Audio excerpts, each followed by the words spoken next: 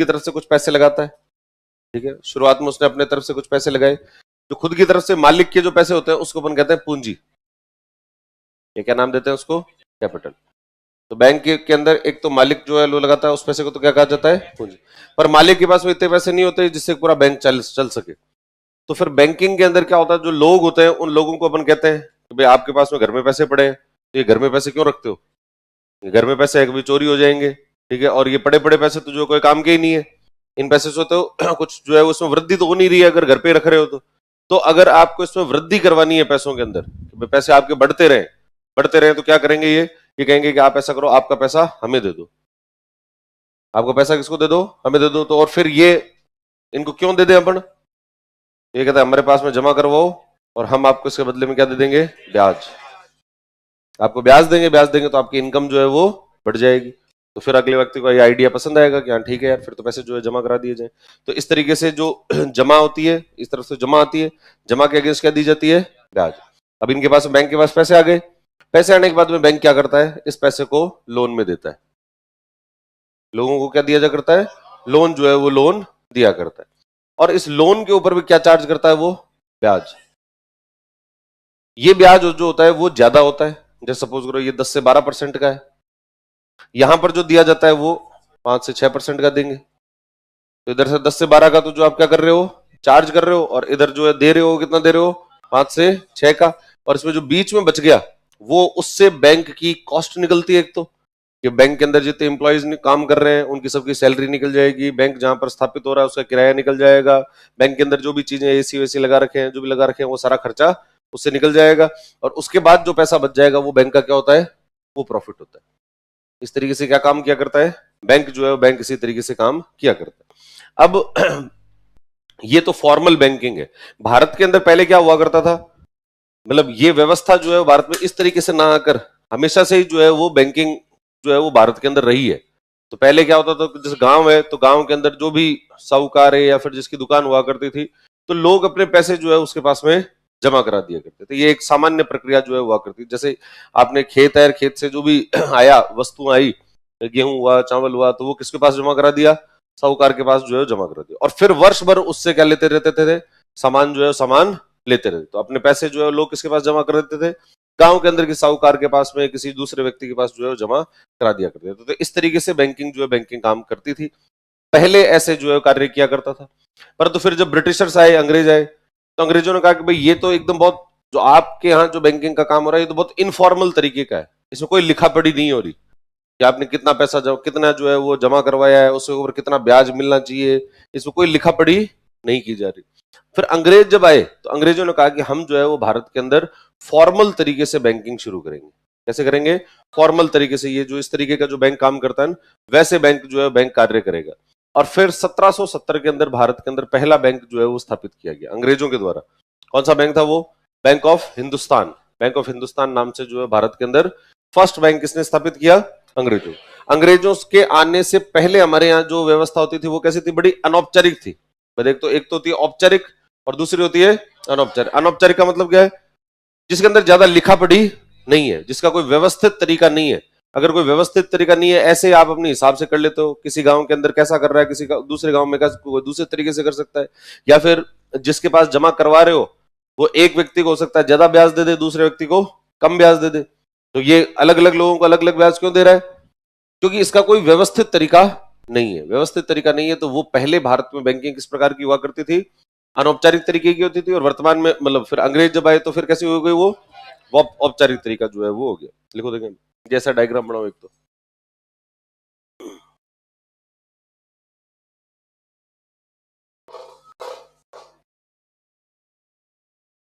हम्म, हम्म,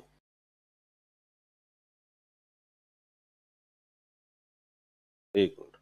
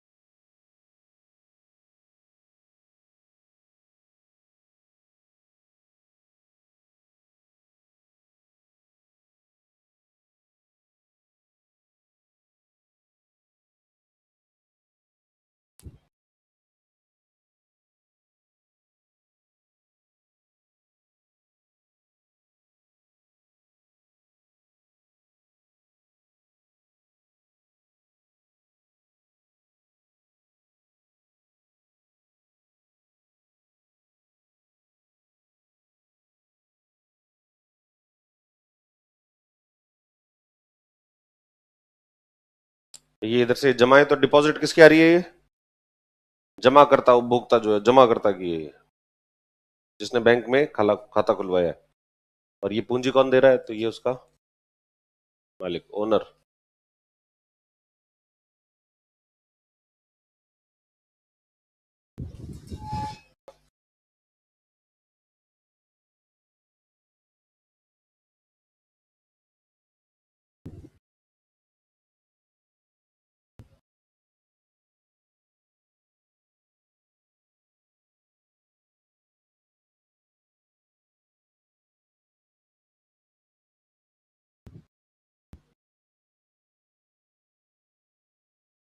बना लिया?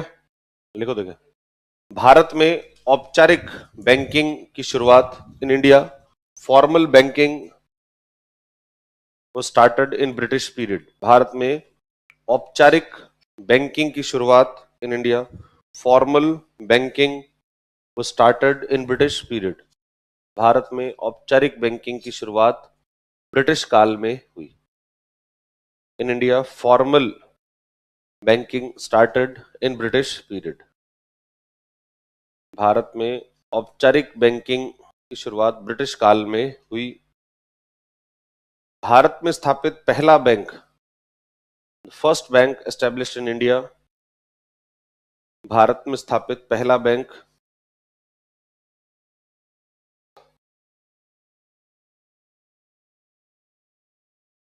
Bank of Hindustan था। First bank established in India was bank of Hindustan. कब स्थापित हुआ था ये? 1770 में। भारत में स्थापित पहला बैंक बैंक ऑफ हिंदुस्तान था। First bank established in India was bank of Hindustan. Bracket में लिख लो कब स्थापित हुआ था ये? 1770 में। तो ये तो पूर्ण रूप से किसका था? ब्रिटिश था। थोड़े दिन इसने काम किया, उसके बाद ये बैंक बंद हो गया, ज्यादा दिन काम नहीं कर पाया।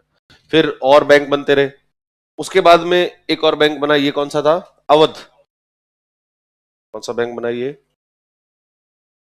अवध कमर्शियल बैंक जो है वो बनाया गया। अवध कमर्शियल बैंक ऐसा बैंक था जो भारत में स्थापित हुआ और उसका ऑपरेशंस, मतलब उसका जो मैनेजमेंट है वो किसके पास था? इंडियंस के पास था। पहले तो पूर्ण रूप से मैनेजमेंट, ओनरशिप सब ब्रिटिशर्स की थी, उसमें जमा करने वाले भी ब्रिटिशर्स ही थे। भारतीयों के पास तो इतने पैसे थे भी नहीं जो एक हम पर जमा कराए किसी अलग बैंक वगैरह में, अंग्रेजों के बैंक में जमा कराए। वो तो ईस्ट इंडिया कंपनी के जो लोग यहाँ काम करते थे उनके लिए जो है उन्होंने बैंक स्थापित किए थे। जब ईस्ट इंडिया कंपनी के लोग हैं, उनको सैलरी मिल रही है, तो अपनी सैलरी को कहाँ स्थापित कर रख सकते हैं? तो बैंक में स्थापित कर, बैंक के अंदर जो है रख सकते हैं। तो इस वजह से उन्होंने बैंक जो है स्थापित किए थे। तो उसका पूरा मैनेजमेंट वगैरह भी कौन करता था? वो अंग्रेजी करते थे। फिर 1881 के अंदर भारत में कौन सा बैंक स्थापित हुआ?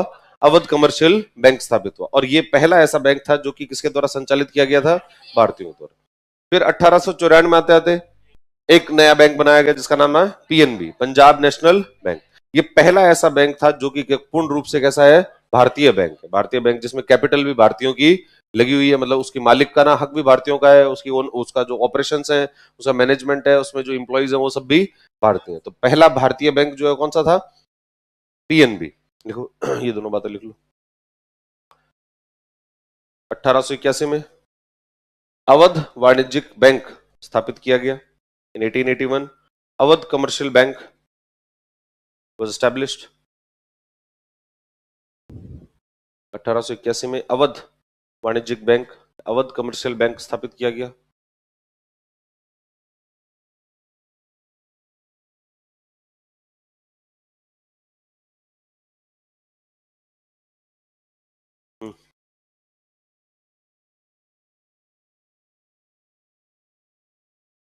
अवध कमर्शियल बैंक स्थापित किया गया जो कि भारतीयों के द्वारा संचालित पहला बैंक था, which was first bank operated by Indians।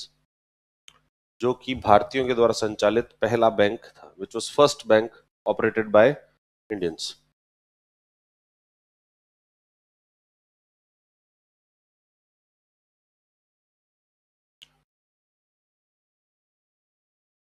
फिर 1894 1894 पंजाब नेशनल बैंक।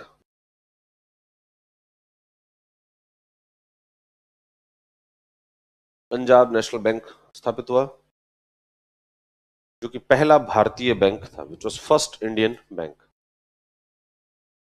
1894 में पंजाब नेशनल बैंक स्थापित हुआ, जो कि पहला भारतीय बैंक था, which was first Indian bank.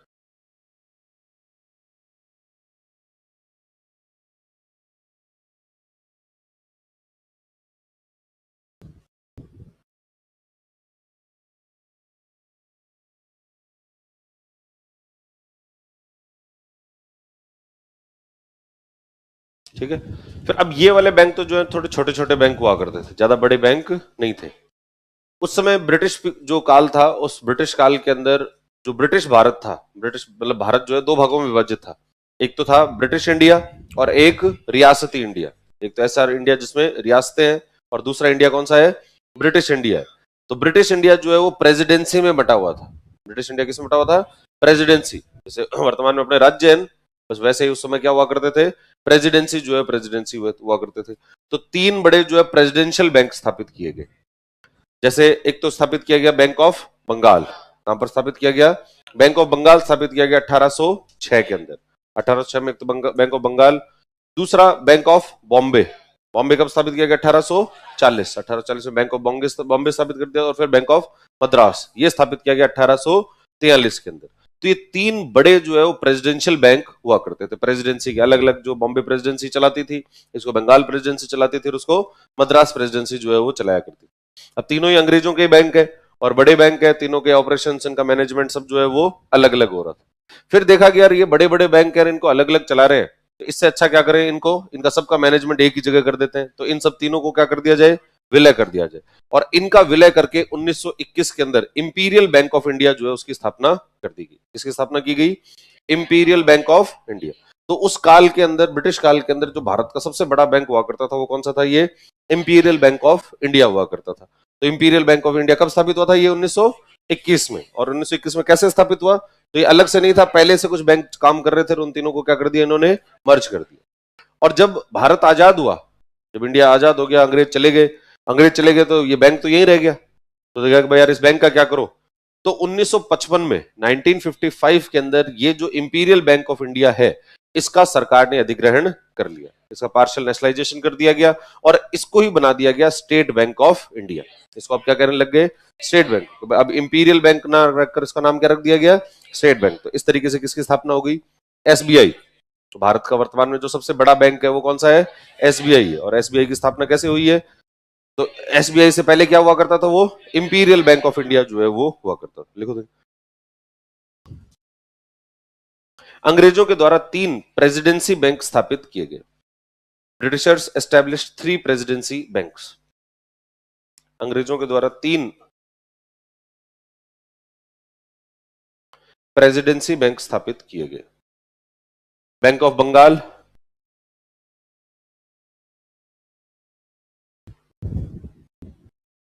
अंग्रेजों के द्वारा तीन प्रेसिडेंसी बैंक स्थापित किए गए। Britishers establish three presidency banks. पहला बैंक ऑफ बंगाल कब स्थापित हुआ, 1806। बैंक ऑफ बंगाल 1806 में। फिर दूसरा bank of Bombay 1840।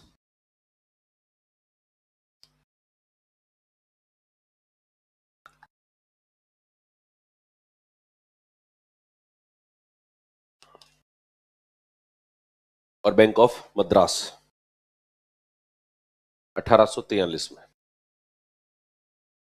Bank of Madras इन 1843।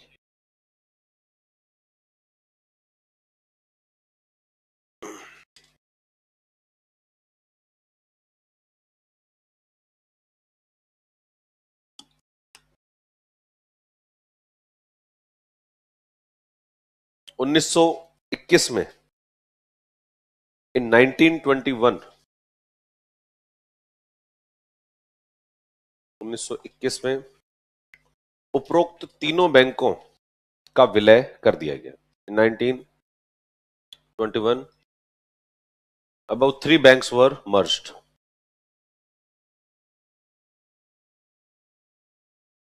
1921 में उपरोक्त तीनों बैंकों का विलय कर दिया गया। इन 1921 अबाउट 3 बैंक्स वर मर्ज्ड। उपरोक्त तीनों बैंकों का विलय कर दिया गया तथा इंपीरियल बैंक ऑफ इंडिया की स्थापना की गई।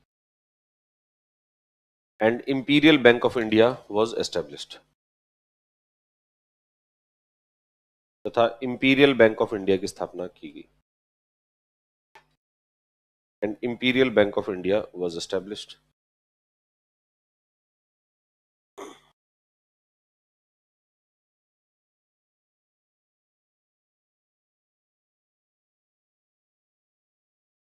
इंपीरियल बैंक ऑफ इंडिया की स्थापना की गई। 1 जुलाई 1955 को, ऑन 1 जुलाई 1955,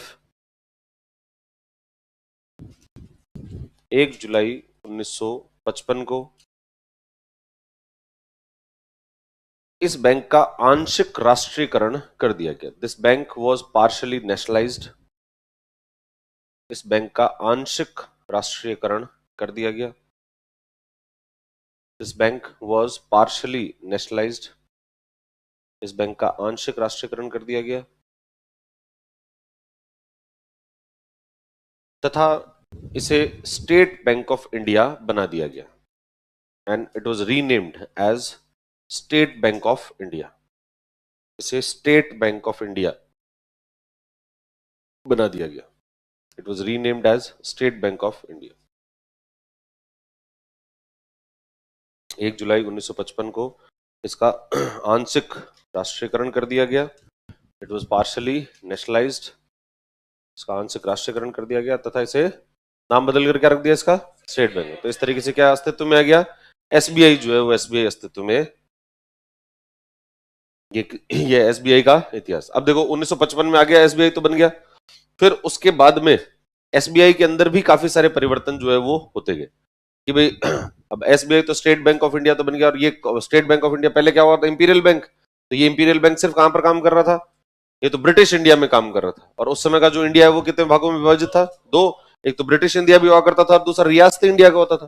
तो जो रियासतें थी, इन रियासतों के अंदर भी कुछ बैंक जो है वो हुआ करते थे। रियासतों के अंदर 8 बड़े बैंक थे, ठीक है, जिनको रियासती बैंक कहते थे, प्रिंसली बैंक्स कहा करते थे। वो जो रियासती बैंक है उनको 1959 के अंदर एसबीआई का एसोसिएट बना दिया गया। जितने भी रियासती बैंक थे उनको किसके साथ मिला दिया गया, एसबीआई का एसोसिएट बना दिया, मतलब एसबीआई के अंडर में काम करेंगे वो। जैसे बैंक ऑफ पटियाला वो इसके अंदर अधीन आ गया। बैंक ऑफ जो जयपुर, एक state Bank of Jaipur, State Bank of Bikaner, State Bank of Hyderabad, State Bank of Indore, State Bank of Saurashtra, State Bank of ये अपना त्रावणकोर। ऐसे कितने बैंक थे टोटल, 8। इन 8 बैंकों को किसका जो है वो किसके साथ किसका अधीनस्थ बना दिया गया, स्टेट बैंक, एसबीआई का जो है वो अधीनस्थ बना दिया गया 1959 में, 1959 में। और उनको कहा गया कि ये एसबीआई की क्या है, सहायक बैंक जो है, सहायक बैंक हुआ करते थे। तो सहायक बैंक टोटल कितने थे उस समय के, 8 बैंक जो है हुआ करते थे। लिखो देखिए 1959 में, इन 1959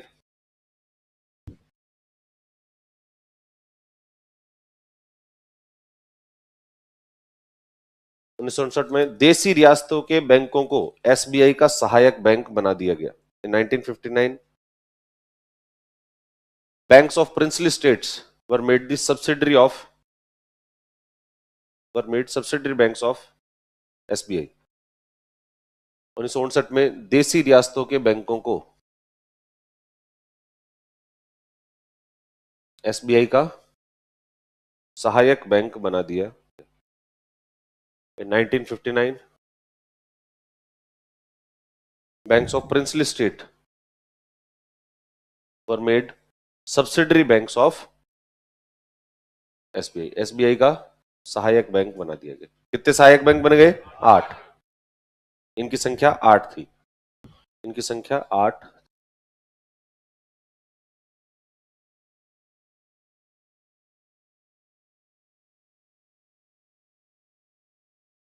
तो 8 कौन कौन से थे वो, देखो एक तो था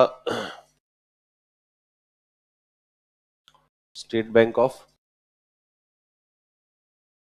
Patiala, State Bank of Bikaner, State Bank of Jaipur, State Bank of Indore, State Bank of Saurashtra, State Bank of Hyderabad, State Bank of Mysore और स्टेट बैंक ऑफ त्रावणकोर। इस तरीके से टोटल बैंक कितने हैं? ये 8 बैंक जो है वो बन गए। फिर इसमें ये जो बीकानेर और जयपुर वाला जो बैंक है, इन दोनों को आपस में मिला दिया गया 1969 में, और ये क्या बन गया? SBBJ, state Bank of Bikaner and Jaipur जो है वो बनाया गया।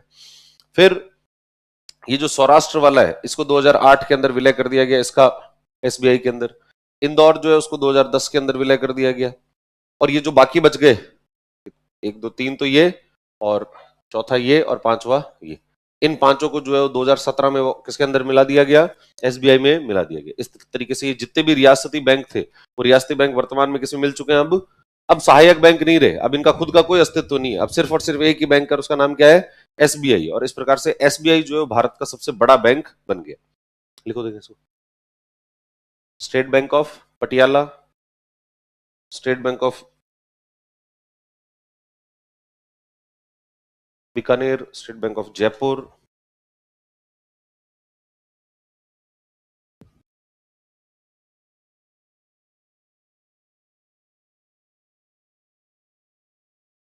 State Bank of Indore, State Bank of Saurashtra, State Bank of Hyderabad, State Bank of Mysore और स्टेट बैंक ऑफ त्रावणकोर।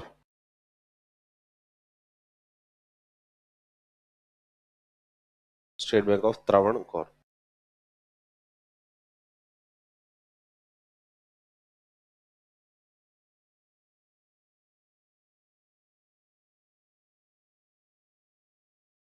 दो 2010 में SBI में विलय, मर्ज्ड इन SBI इन 2010। 2008 में SBI में विलय,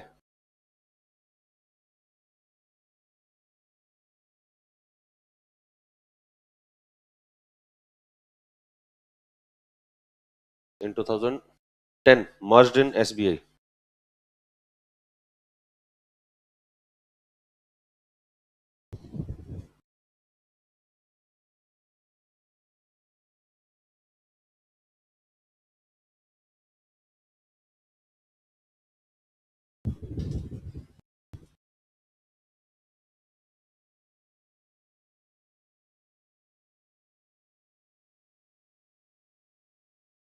और ये जो बाकी 5 सहायक बैंक है, इनको फिर किसमें मिलाया गया? SBI में 2017 में। 2017 में SBI के अंदर उसके 5 सहायक बैंकों का विलय कर दिया गया। और जब इन 5 सहायक बैंकों का SBI में विलय कर दिया गया, तो SBI की कैपिटल इतनी ज्यादा हो गई, SBI की पूंजी इतनी ज्यादा हो गई कि वो भारत का कैसा बन गया है? वो सबसे बड़ा बैंक जो है वो बन चुका है। देखो ये भी 2017 में, इन 2017 SBI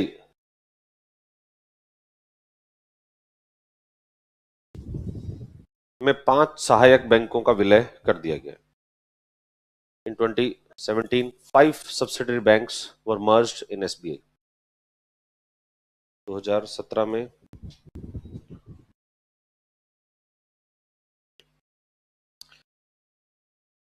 5 सहायक बैंकों का विलय SBI में कर दिया गया। 5 subsidiary banks were merged in SBI।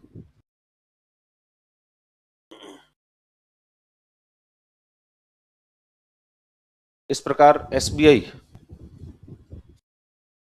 Bharat का सबसे बड़ा बैंक बन गया। In this manner, SBI became largest bank of India। इस प्रकार SBI भारत का सबसे बड़ा बैंक बन गया। SBI became the largest bank of India।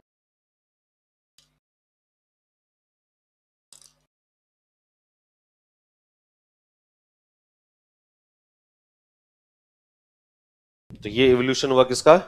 SBI का। इस तरीके से जो है SBI अस्तित्व में आया और SBI जो है वो आगे बढ़ा। और एक और बात इसमें लिखो, 2008 में देखो, जब जब मैंने कहा कि भाई एसबीआई का जो है आंशिक राष्ट्रीयकरण हुआ 1955 में, इसका मतलब क्या है? इसका मतलब है कि उस समय एसबीआई का मालिक जो है वो हुआ करता था आरबीआई। एसबीआई को जो है वो किसके अधीन था? ये आरबीआई के अधीन हुआ करता था। और फिर 2008 के अंदर इसको किसने खरीदा? भारत सरकार ने आरबीआई से खरीद लिया। अब हालांकि आप तुम कहने को तो ये कह सकते हो कि भाई आरबीआई भी भारत सरकार की है, एसबीआई भारत सरकार का, फिर आपस में खरीद लिया, मतलब क्या होता है? तो अकाउंट्स के अंदर जब अकाउंट मेंटेन करते हैं तो सब चीजें अलग अलग होती है। जैसे जो कोई पिता है तो पिता का अकाउंट अलग होगा, बेटे का अकाउंट अलग होगा। ठीक है, अगर कोई भी चीज का ट्रांजेक्शन हो रहा है तो ये कहेंगे कि हाँ पिता ने जो है बेटे से क्या लिया है, ये अगर पैसे दिए हैं तो ये उधार लिया है या उधार दिया गया है। ऐसे नहीं होगा किसी ने भी किसी को कितने पैसे दे दिए। तो जैसे वैसे ही भारत सरकार के भी जब अकाउंट मेंटेन होते हैं तो हर कंपनी जो है वो अलग तरीके से काम करती है। तो हर कंपनी अलग तरीके से काम करेगी, तो आरबीआई जो है वो अलग तरीके से कार्य करेगी और भारत सरकार अलग तरीके से। तो पहले एसबीआई किसके अधीन हुआ करता था? आरबीआई के अधीन। फिर इसको आरबीआई से किसने खरीद लिया? भारत सरकार ने। यानी अब इसका मालिक कौन हो चुका है? भारत सरकार जो इसका मालिक है। बिल्कुल, ये भी 2008 में, इन 2008 government of India bought the SBI from RBI. 2008 में भारत सरकार ने आरबीआई से एसबीआई को खरीद लिया है।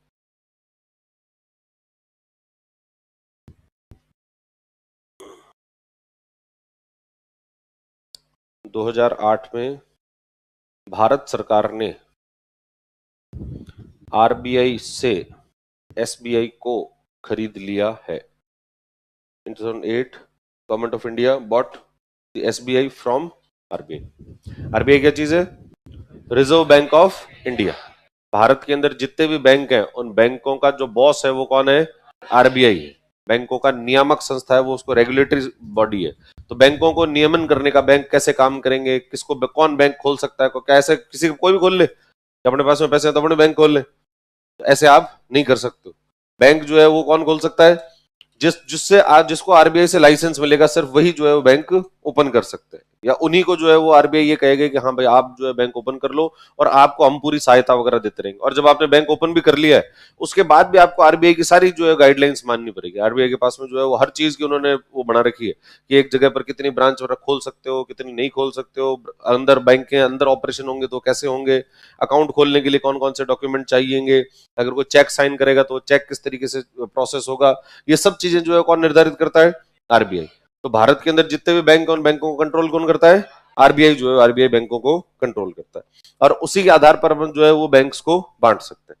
तो देखो, और आरबीआई जो आरबीआई की खुद की स्थापना कैसे हुई है? एक आरबीआई एक्ट के माध्यम से हुई है। आरबीआई जो है उसकी स्थापना किसके माध्यम से हुई? RBI act. तो जब ब्रिटिश काल के अंदर भी ये मान लिया गया कि यार इतने बड़े बड़े बैंक हैं, तो ये इतने बड़े बड़े बैंक ऐसे नहीं हो फेल हो जाए, लोगों ने पैसे जमा करा रखे, तो बैंक ऑपरेशन कैसे कर रहा है? बैंक ऑपरेशन बड़ा रिस्की है।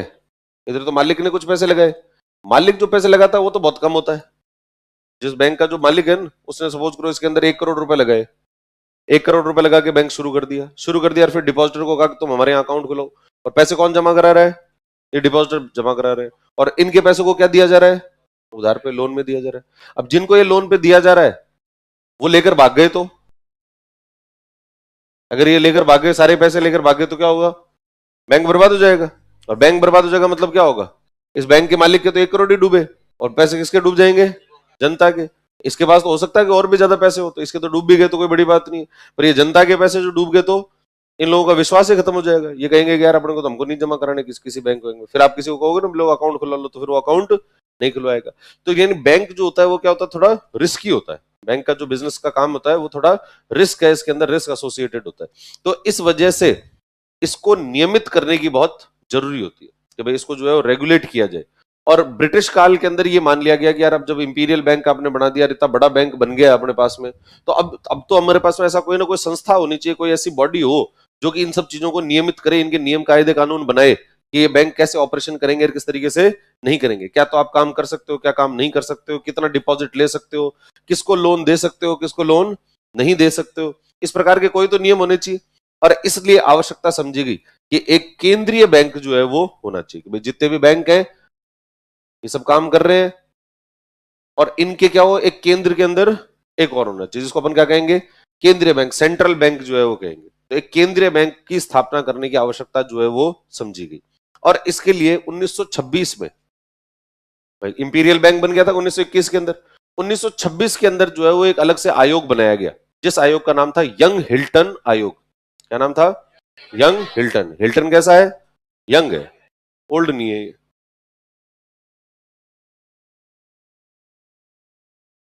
यंग हिल्टन आयोग, यंग हिल्टन कमीशन जो है वो बनाया गया कब? 1926 के अंदर। और इसने रिकमेंडेशन दी कि भाई भारत के अंदर जो बैंकिंग तंत्र है, इस बैंकिंग तंत्र को नियमित करने के लिए आपको एक केंद्रीय बैंक बनाना चाहिए, जिस केंद्रीय बैंक का नाम क्या रखो आप? रिजर्व बैंक ऑफ इंडिया रखो।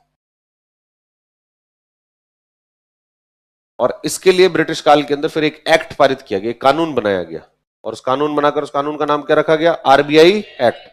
RBI act 1934। तो कब का एक्ट है ये? 1934 का, 1934। 1934 के अंदर जो आरबीआई एक्ट बना दिया गया। और फिर इस आरबीआई एक्ट के माध्यम से 1935 में आरबीआई की स्थापना कर दी गई। तो भारत के हाँ? तेरे पर लिख दिया गया? अरे सुनो तो तुम तो। 1935 में क्या बना दिया गया? आरबीआई जो है, आरबीआई की स्थापना कर दी गई। इस तरीके से भारत के अंदर एक केंद्रीय बैंक जो है स्थापित हो गया।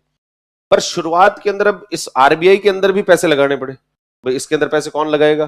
तो शुरुआत में तो इसमें जो पैसे थे वो प्राइवेट सेक्टर के हुआ करते थे। आरबीआई जो सरकारी बैंक नहीं हुआ करता था। पर जब भारत आजाद हुआ 1947 में आजाद हुआ, तो हमने कहा कि यार हमारा जो केंद्रीय बैंक है कम से कम वो तो भारत सरकार के अधीन होना चाहिए। इसलिए 1949 के अंदर 1949 में ये जो आरबीआई है, इस आरबीआई का राष्ट्रीयकरण कर दिया गया। और राष्ट्रीयकरण करके इसका पूरा मालिक जो है कौन बन गई? भारत सरकार बन गई। तो वर्तमान में आरबीआई की मालिक कौन है? 100% आरबीआई का मालिक जो है वो भारत सरकार है। तो आरबीआई भारत सरकार की संस्था है। पर इसकी स्थापना कब हुई थी? 1935 के अंदर जो है स्थापना हुई थी। लिखो देखें आरबीआई। आरबीआई का थोड़ा संक्षिप्त परिचय जो है वो करते हैं।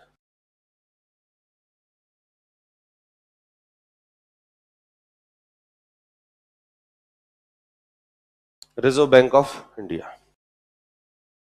आगे और थोड़ा बहुत देखेंगे, पर एक बार बेसिक थोड़ी बातें जो है। कब स्थापित हुआ ये? 1 अप्रैल 1935। Reserve bank of India.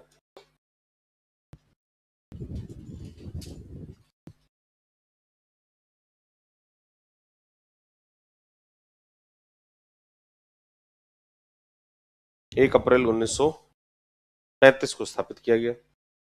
Established on 1 April 1935।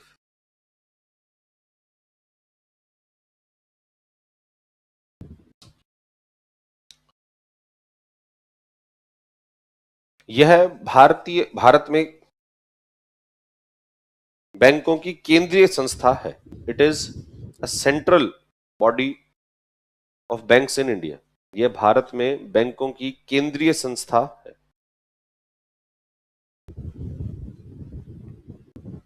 It is a central body of banks in India. यह भारत में बैंकों की केंद्रीय संस्था है। इसकी स्थापना यंग हिल्टन आयोग की सिफारिश पर की गई। It was established on the recommendation of young Hilton commission.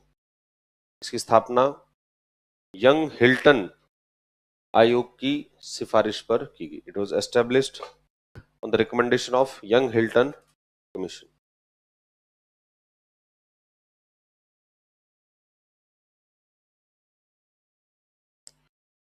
इसकी स्थापना यंग हिल्टन आयोग की सिफारिश पर की गई। It was established on the recommendation of young Hilton commission. और ये कब बनाया गया था यंग हिल्टन कमीशन? 1926 में। तो ब्रैकेट में लिख लो 1926 में स्थापित, एस्टेब्लिश्ड इन 1926।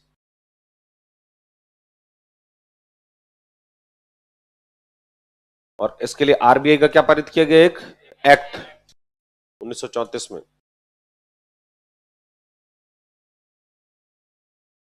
1934 में आरबीआई एक्ट पारित किया गया। इन 1934 आरबीआई एक्ट वाज पास्ड।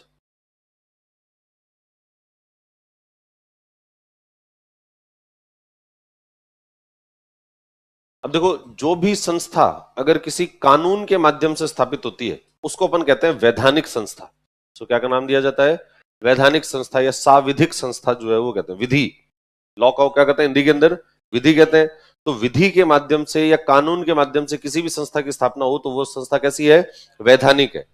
कुछ संस्थाएं होती है जो कि संवैधानिक होती है, संविधान के अंदर जिसकी बात कही है, कॉन्स्टिट्यूशनल बॉडी। देखो 3 प्रकार की बॉडीज होती है, एक तो होती है कॉन्स्टिट्यूशनल, एक होती है स्टैट्यूटरी और एक होती है एग्जीक्यूटिव बॉडी। एक तो होती है संवैधानिक, एक होती है वैधानिक और एक होती है कार्यकारी संस्था। कैसी संस्था है? कार्यकारी। तो संवैधानिक संस्था तो कौन सी संस्था होगी? जिसका उल्लेख कहां पर है? संविधान के अंदर। जैसे example, election commission, UPSC, RPSC, ये कैसी संस्थाएं हैं? कॉन्स्टिट्यूशनल बॉडीज है ये सारी सारी। सुप्रीम कोर्ट कैसी संस्था है? कॉन्स्टिट्यूशनल बॉडी है, क्योंकि उसके बारे में कहां पर लिखा हुआ है? संविधान के अंदर उसकी चर्चाएं जो है होगी, संविधान में सारी उसके क्या शक्तियां होगी, कैसे कार्य करेगा, कैसे नहीं करेगा, ये सब चीजें संविधान में लिखा हुआ है। और जिसके बारे में अगर लिखा वो किसके अंदर? कानून के अंदर, कि उसके लिए कानून के माध्यम से स्थापना की गई है, तो उसको अपन क्या कहते हैं? वैधानिक संस्था। जैसे कौन सी है? आरबीआई। आरबीआई जो है कैसी संस्था है? एक वैधानिक संस्था। क्यों है वैधानिक संस्था? क्योंकि कानून स्थापित किया गया। ऐसे सूचना आयोग, कौन सा आयोग? सूचना आयोग। तो ये कैसा है? आरटीआई एक्ट जो है उसके माध्यम से स्थापित किया गया ना इसका। तो राइट टू इंफॉर्मेशन एक्ट पारित किया और उसके माध्यम से स्थापना कर दी गई। तो अगर आप किसी कानून को स्थापित कर, कानून पास करके अगर स्थापित करते हो तो उसको अपन कहते हैं वैधानिक। तो वैसे ही आरबीआई भी है। और एक होती है कौन सी संस्था है? कार्यकारी। कार्यकारी संस्था क्या होती है? तो उसमें सरकार सिर्फ एक आदेश निकाल देती है। सरकार ने एक ऑर्डर निकाल दिया कि आज से हम जो है संस्था की स्थापना करते हैं। इस संस्था के अंदर जो है वो एक चेयरमैन होगा, इतने इसके अंदर सदस्य होंगे, चेयरमैन की नियुक्ति जो है ये संस्था करेगी, इस तरीके से होगी, इतने टाइम के लिए इसका जो है वो नियुक्ति की जाएगी। और अगर ऐसी संस्था को क्या नाम दिया गया? कार्यकारी संस्था। जैसे नीति आयोग। नीति आयोग भारत के अंदर कैसी संस्था है? कार्यकारी। अब ये कार्यकारी संस्था जो है वो उसको अगर बंद खत्म करना हो तो बहुत अच्छा आसान है। क्या करना है? सरकार को एक और ऑर्डर निकालना है, आज से इस संस्था को समाप्त किया जाता है, तो बस वो संस्था समाप्त हो गई, कुछ नहीं करने की। पर अगर आपको जो है और उसमें कोई परिवर्तन भी करना हो तो, अगर कार्यकारी संस्था में परिवर्तन करना हो तो, कि भाई 5 सदस्य हैं और आपको 10 सदस्य बनाने हैं, तो क्या करो? एक और आदेश निकाल दो कि आज से संस्था के सदस्य जो है 5 के बजाय 10 होंगे और इनकी नियुक्ति हम करेंगे, ऐसे इतने काल के लिए इनकी नियुक्ति होगी। तो ये तो बिल्कुल आसान है। परंतु अगर वैधानिक संस्था है उसके सदस्यों को बढ़ाना हो तो उसके लिए क्या करना पड़ेगा? आपको कानून में परिवर्तन करना पड़ेगा। और कानून में परिवर्तन करना पड़ेगा तो वो कहां होगा? संसद में होगा। वो ऐसे ऑर्डर पास करने से नहीं होगा। संसद के अंदर जाओ, संसद में पूरी जो प्रक्रिया है कानून पारित करवाने की, वो पूरी प्रक्रिया पूरी करो और फिर जाकर उसमें चेंज होगा, अमेंडमेंट करना पड़ेगा आपको उसके अंदर, कानून के अंदर।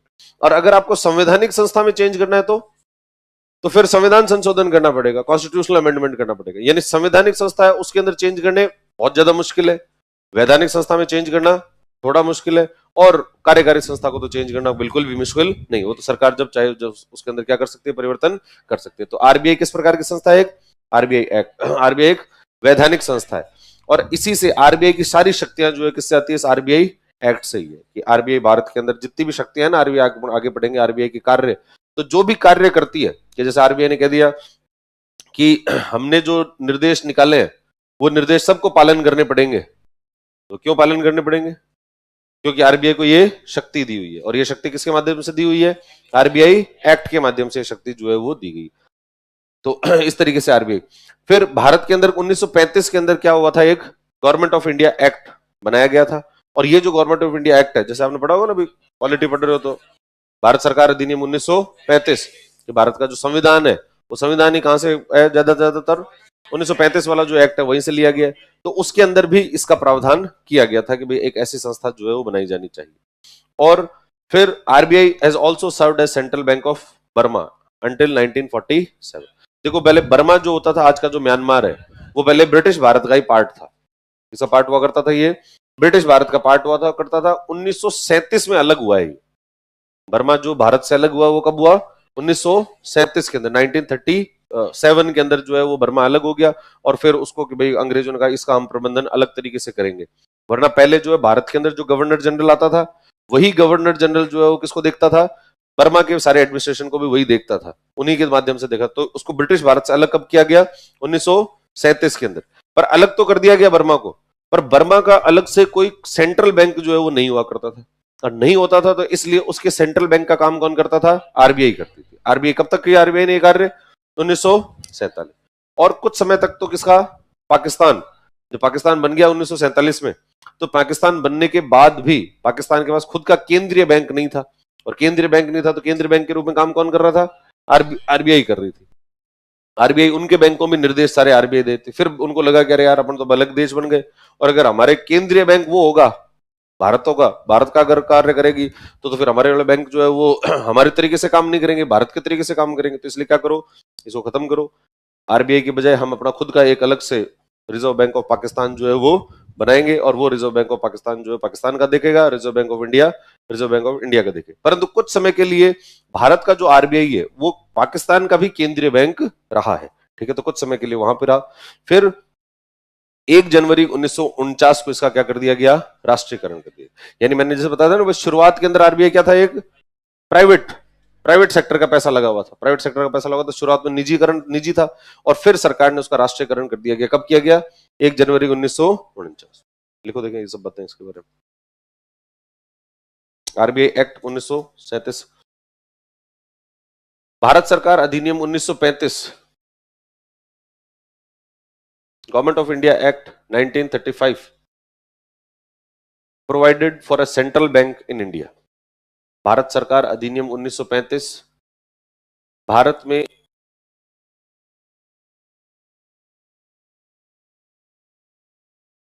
एक केंद्रीय बैंक स्थापित करने का प्रावधान करता है। Government of India act 1935 provided for a central bank in India. Bharat सरकार अधिनियम 1935 भारत में एक केंद्रीय बैंक स्थापित करने का प्रावधान करता है। Government of India act 1935 provided for a central bank in India. Bharat सरकार अधिनियम 1935 भारत में एक केंद्रीय बैंक स्थापित करने का प्रावधान करता है। 1947 तक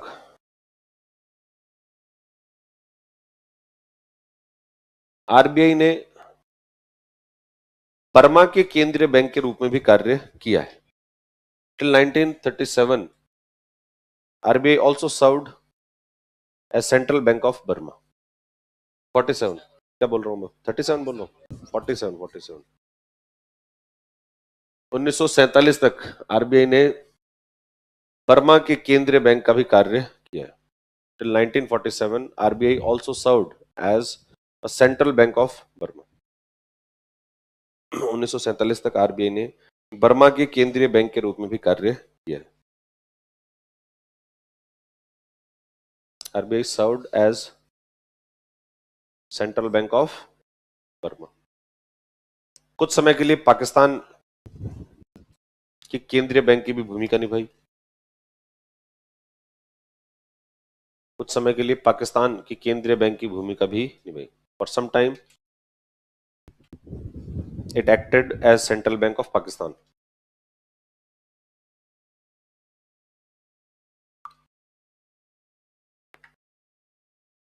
कुछ समय के लिए पाकिस्तान की केंद्रीय बैंक की भूमिका भी निभाई।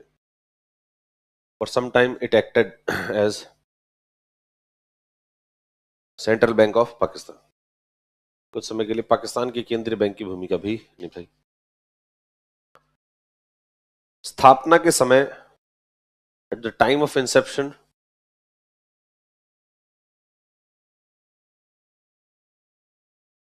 स्थापना के समय आरबीआई एक निजी क्षेत्र की संस्था थी। At the time of Inception RBI was a private sector entity. स्थापना के समय आरबीआई एक निजी क्षेत्र की संस्था थी। At the time of Inception RBI was a private sector entity. 1 जनवरी 1949 को, ऑन 1 जनवरी 1949, 1 जनवरी 1949 को आरबीआई का राष्ट्रीयकरण कर दिया गया। On 1 January 1949 RBI was nationalised. RBI का राष्ट्रीयकरण कर दिया गया। आरबीआई वाज नेशनलाइज्ड, आरबीआई का राष्ट्रीयकरण कर दिया गया। यानी इसका मतलब आरबीआई का जो मालिक है वो कौन है, भारत सरकार। अर्थात ये किसके अधीन कार्य करती है, भारत सरकार के अधीन। परंतु इसको स्वायत्तता दी गई है, ऑटोनोमस बॉडी है। ऑटोनोमस बॉडी का मतलब क्या हुआ, मालिक तो है भारत सरकार, पर उसके हर चीज में हस्तक्षेप नहीं करती। ठीक है, उसको ये कह रखा है कि भाई आप अपने निर्णय स्वयं लो, हम आपके कामों में हस्तक्षेप नहीं करेंगे। तो भाई कोई पिता है, उस पिता ने पुत्र को दे दी छूट, तो भाई तो डिसाइड कर तेरे हिसाब से, अब जिंदगी में क्या करना है क्या नहीं करना है तो खुद डिसाइड करो अपने काम, अब मैं तेरे काम में हस्तक्षेप नहीं करूंगा। यानी क्या दे दी है? स्वायत्तता दे दी। स्वायत्तता दे दी, पर इसका मतलब ये नहीं है रिश्ता तोड़ दिया हो। मालिक तो कौन है? वही है, भारत सरकार ही है यहाँ पर मालिक तो। मालिक तो भारत सरकार है, परंतु उसको क्या दिया हुई है? स्वायत्तता दी हुई है, ताकि वो अपने निर्णय खुद ले सके, अच्छे से निर्णय जो है वो ले सके। क्योंकि आरबीआई को जो निर्णय लेने वो बहुत ज्यादा क्रूशियल है, बहुत ज्यादा जो है वो महत्वपूर्ण निर्णय है, उसको पूरे भारत के बैंकिंग तंत्र को देखना है। और आरबीआई के एक छोटे से डिसीजन से या एक डिसीजन से जो है पूरा बैंकिंग तंत्र हिल सकता है। तो इस वजह से इसको निर्णय लेने के लिए क्या दी हुई है? स्वायत्तता दी हुई है। इसका मालिक तो भारत सरकार है, परंतु इसको स्वायत्तता लिखो, यह एक स्वायत्त संस्था है। It is an autonomous body. यह एक स्वायत्त संस्था है। It is an autonomous body.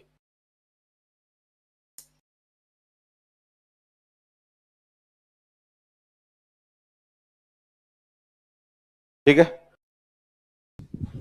अब देखो ये जो आरबीआई है, आरबीआई की स्थापना हुई आरबीआई एक्ट से। इस आरबीआई एक्ट के अंदर इसके हैं शेड्यूल। शेड्यूल का मतलब क्या होता है? अनुसूची। अनु का मतलब पीछे, और सूची का मतलब लिस्ट, जिसके अंदर अपन जो है वो लिखते हैं चीजें। तो अनुसूची का मतलब ऐसी लिस्ट जो कि किसी भी डॉक्यूमेंट के पीछे लगा दी जाए। तो इसके अंदर आरबीआई की का जो एक्ट है, आरबीआई का एक्ट वाला जो डॉक्यूमेंट है, उस डॉक्यूमेंट के पीछे क्या लगाई हुई है? कुछ एक सूची लगाई हुई है। और उसका वो जो शेड्यूल है, उसके अंदर सेकंड शेड्यूल है, 2 शेड्यूल है उसमें। उसका कौन सा शेड्यूल? Second schedule. भारत के अंदर जो बैंक काम करते हैं अधिकतर, या जो मुख्य रूप से जिसको अपन बैंक कहते हैं, वो सारे के सारे उनके नाम कहां पर लिखे हुए हैं? इसके अंदर जो उसके नाम लिखे हुए हैं। जैसे एसबीआई का नाम इसमें होगा, बैंक ऑफ बड़ौदा का नाम यहाँ पर लिखा होगा, आईसीआईसी बैंक है तो उसका नाम यहाँ पर लिखा होगा। भारत में जितने बैंक काम करेंगे वो किसके तहत करेंगे? इस आरबीआई का जो सेकंड शेड्यूल है उसके तहत काम करेंगे। और ये जो शेड्यूल्ड बैंक्स होते हैं, इनको नाम क्या कहते हैं अपन? शेड्यूल्ड बैंक्स कहते हैं। इन बैंक्स को नाम ही क्या कहते हैं? शेड्यूल्ड बैंक, अनुसूचित बैंक। तो भारत के अंदर जो बैंक है वो 2 प्रकार के हो गए। एक तो है अनुसूचित और एक गैर अनुसूचित। ये तो जो है वो नॉन एग्जिस्टेंट टाइप के ही है, कि जो है वो ये कोई बैंकिंग के तरह काम नहीं कर पाते। आरबीआई से इनको लाइसेंस वाइसेंस जो है उस तरीके से नहीं मिलता।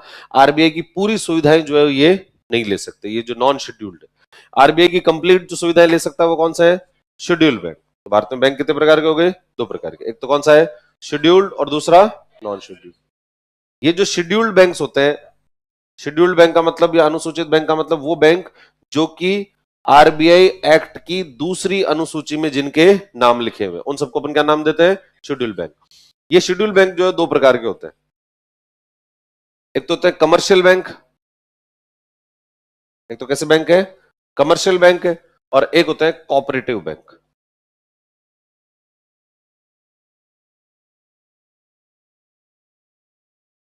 बैंक या सहकारी बैंक, सरकारी नहीं, क्या है? सहकारी बैंक। कोऑपरेटिव क्षेत्र होता है, उसके अंदर काम करने वाले बैंक कोऑपरेटिव बैंक। ये जो कमर्शियल बैंक होते हैं, फिर ये इसके अलग अलग क्या है? टाइप। इसके अंदर जो है कुछ तो है सार्वजनिक क्षेत्र के बैंक,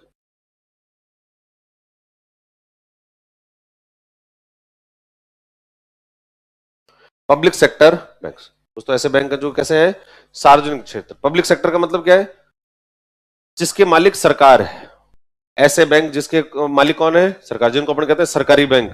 सामान्यतः अपन क्या कहते थे? कि सरकारी बैंक है ये। तो भारत के अंदर ऐसे पब्लिक और उस वैसे उस भाषा में नाम लेंगे तो कैसे हैं ये? पब्लिक सेक्टर के बैंक। तो भारत में पब्लिक सेक्टर के बैंक कितने हैं टोटल? 12 बैंक। टोटल बैंक्स कितने हैं? 12। क्योंकि अभी पहले 27 थे एक समय के अंदर, काफी ज्यादा हो गए थे, तो फिर अब उनको क्या कर दिया गया? मर्ज कर दिया गया। और मर्ज कर जो है वो कितने बैंक रह गए? ये 12 ही रह गए। पर इनका मालिक कौन है? भारत सरकार। फिर प्राइवेट सेक्टर के, सार्वजनिक क्षेत्र के हो गए, सरकार मालिक है। फिर कौन से बैंक है? Private bank. इसके बैंक आएंगे, प्राइवेट बैंक आएंगे। निजी क्षेत्र के बैंक, जैसे ये एचडीएफसी है, ये आईसीआईसीआई, ये कैसे बैंक है? निजी क्षेत्र के बैंक है। फिर भारत में कुछ विदेशी बैंक भी हैं। फॉरेन बैंक्स भी भारत में काम कर सकते हैं, ठीक है। एचएसबीसी कौन सा बैंक है? एचएसबीसी। एचएसबीसी क्या है? Hong Kong and Shanghai banking corporation. HSBC की फुल फॉर्म क्या है? Hong Kong and Shanghai banking corporation. इस तरीके से सिटी बैंक, जैसे बैंक ऑफ न्यूयॉर्क, ठीक है, रॉयल बैंक ऑफ स्कॉटलैंड, ये सारे बैंक कैसे हैं? विदेशी बैंक है। तो विदेशी बैंकों को भी भारत के अंदर कार्य करने की अनुमति दी जाती है, उनको विदेशी बैंकों के तहत रखे जाते हैं। फिर इसके बाद में विदेशी बैंकों के बाद में कुछ और विशेष बैंक आते हैं। विशेष बैंक जैसे एक आता है रीजनल रूरल बैंक। कौन सा है? क्षेत्रीय ग्रामीण बैंक। कुछ एक विशेष बैंक बनाए गए जिनको नाम क्या दिया गया? क्षेत्रीय ग्रामीण बैंक नाम दे दिया गया। तो क्षेत्रीय ग्रामीण बैंक इसके तहत काम करते हैं। इसके अलावा स्मॉल फाइनेंस बैंक, अभी कुछ समय पहले भारत जो आरबीआई है उस आरबीआई ने एक विशेष प्रकार के बैंक बनाए। कौन सा बैंक बना दिए? Small finance bank. जैसे आप इधर जाओ तो एयू स्मॉल फाइनेंस बैंक आपको दिखेगा, उज्जीवन स्मॉल फाइनेंस बैंक जो आपको दिखेगा। तो ये जो बैंक्स हैं, ये एयू स्मॉल फाइनेंस बैंक, ये क्या है? भारत के अंदर जो बैंक है उस बैंकों के एक विशेष तरीके के बैंक है। तो छोटे बैंक है, उन छोटे बैंकों को नाम क्या दे दिया गया? Small finance bank. इसी प्रकार से एक और इसमें एक टाइप आएगा पेमेंट बैंक। और कौन से स्थापित कर दिए? Payment bank. पेमेंट करने के लिए पेटीएम पेमेंट बैंक जो है वो, इसके अलावा जो पोस्टल डिपार्टमेंट जो है उसका भी एक पेमेंट बैंक जो है पेमेंट बैंक बनाया गया। तो ऐसे पेमेंट बैंक सिर्फ और सिर्फ किस चीज के लिए? पेमेंट करने के लिए, कि एक जगह से दूसरी जगह जो है पेमेंट भेजा जा सके। भाई पहले क्या है, भाई अब तो वर्तमान में तो इतना डिजिटल ट्रांजैक्शन हो गया कि ये इतने ज्यादा महत्वपूर्ण रहे नहीं, अलग से पेमेंट बैंक जो है वो इतने ज्यादा इंपॉर्टेंट नहीं रहे, क्योंकि अब तो डिजिटल ट्रांजैक्शन इतना ज्यादा बहुत सरल हो गया। पहले डिजिटल ट्रांजैक्शन होता नहीं था, आप डिजिटल भुगतान जो है नहीं कर पाते थे। तो पहले पैसे भेजना एक जगह से दूसरी जगह थोड़ा मुश्किल हुआ करता था। जैसे अगर कोई बिहार का कोई व्यक्ति है और वो काम कर रहा है केरल के अंदर जाके, मजदूर है, काम पर कहां का है? बिहार का है, और काम कहां करता है? केरल में। अब केरल के अंदर उसकी कमाई हो रही है तो पैसे वहां पर है, अब उसको पैसे भेजने वापस अपने वहां पर, तो इसके अंदर उसकी कॉस्ट लग जाती थी। पैसे भेजने के अंदर ही आधे पैसे तो कम खत्म हो गए, आधे या मतलब जितना उसका कॉस्ट है, कि जैसे आपने 100 रुपए भेजे तो पता लगा कि भेजने के अंदर ही 2-4 रुपए लग गए। तो इधर से 100 भेजे और वहां पहुंचे 95, तो इसका मतलब कुछ चीजें जो है वो कम हो गई। तो कम हो गई तो इस वजह से ये पेमेंट करना थोड़ा मुश्किल हो रहा था। मुश्किल हुआ तो फिर सरकार ने ये निर्धारित किया कि अपन क्या करते हैं, कुछ ऐसे बैंक बनाओ जिनका काम ही क्या, सिर्फ पेमेंट करने का ही काम है, कि इधर से पैसे लेगा और इधर दे देगा। उन बैंक को नाम क्या दे दिया गया? Payment bank. तो भारत के अंदर ये जो कमर्शियल बैंक होते हैं उसके मुख्य कितने प्रकार है? टोटल 6 प्रकार जो है वो हो गए। सबसे पहला कौन सा है? सार्वजनिक क्षेत्र के बैंक। दूसरा प्राइवेट सेक्टर बैंक, फिर विदेशी बैंक, फिर रीजनल रूरल बैंक, फिर स्मॉल फाइनेंस बैंक, और फिर पेमेंट बैंक जो है वो हुआ करता है। फिर कौन सा सेक्टर आता है? कोऑपरेटिव। कोऑपरेटिव जो सेक्टर होता है, उस कोऑपरेटिव सेक्टर के अंदर एक तो होते हैं जो अर्बन कोऑपरेटिव बैंक होते हैं, अर्बन कोऑपरेटिव बैंक। तो कोऑपरेटिव वैसे क्या होता है? कोऑपरेटिव का मतलब क्या होता है? सहकारी का सहकार, कॉपरेशन, आपस में क्या किया जाए? सहयोग, जिसको कहते हैं सहयोग। तो कोऑपरेटिव का जो है वो मुख्य सिद्धांत होता है एक सब के लिए और सब एक के लिए, कि भाई कुछ लोग जो है वो क्या करें, आपस में मिल जाए। गांव के कुछ लोग हैं, अब उनको बैंक वैंक पता नहीं है कहां पर है क्या है, तो उनको कहा कि भाई आप ऐसा करो, आप खुद मिल जाओ और मिलकर अपनी एक संस्था बना लो, खुद की एक संस्था बना लो, उसको नाम दे दोगे कोऑपरेटिव सोसाइटी। आप अपनी कोऑपरेटिव सोसाइटी बनाओ, और ये कोऑपरेटिव सोसाइटी जो है वो क्या करेगी? बैंक संचालित करेगी। बैंक संचालित करेगी, इन्हीं लोगों से डिपॉजिट ले लेंगे, सारे के सारे पैसे यहां जमा कर लिए, और इनमें से फिर जिसको भी जरूरत हो उसको क्या दे दो? आप लोन वगैरह दे सकते हो।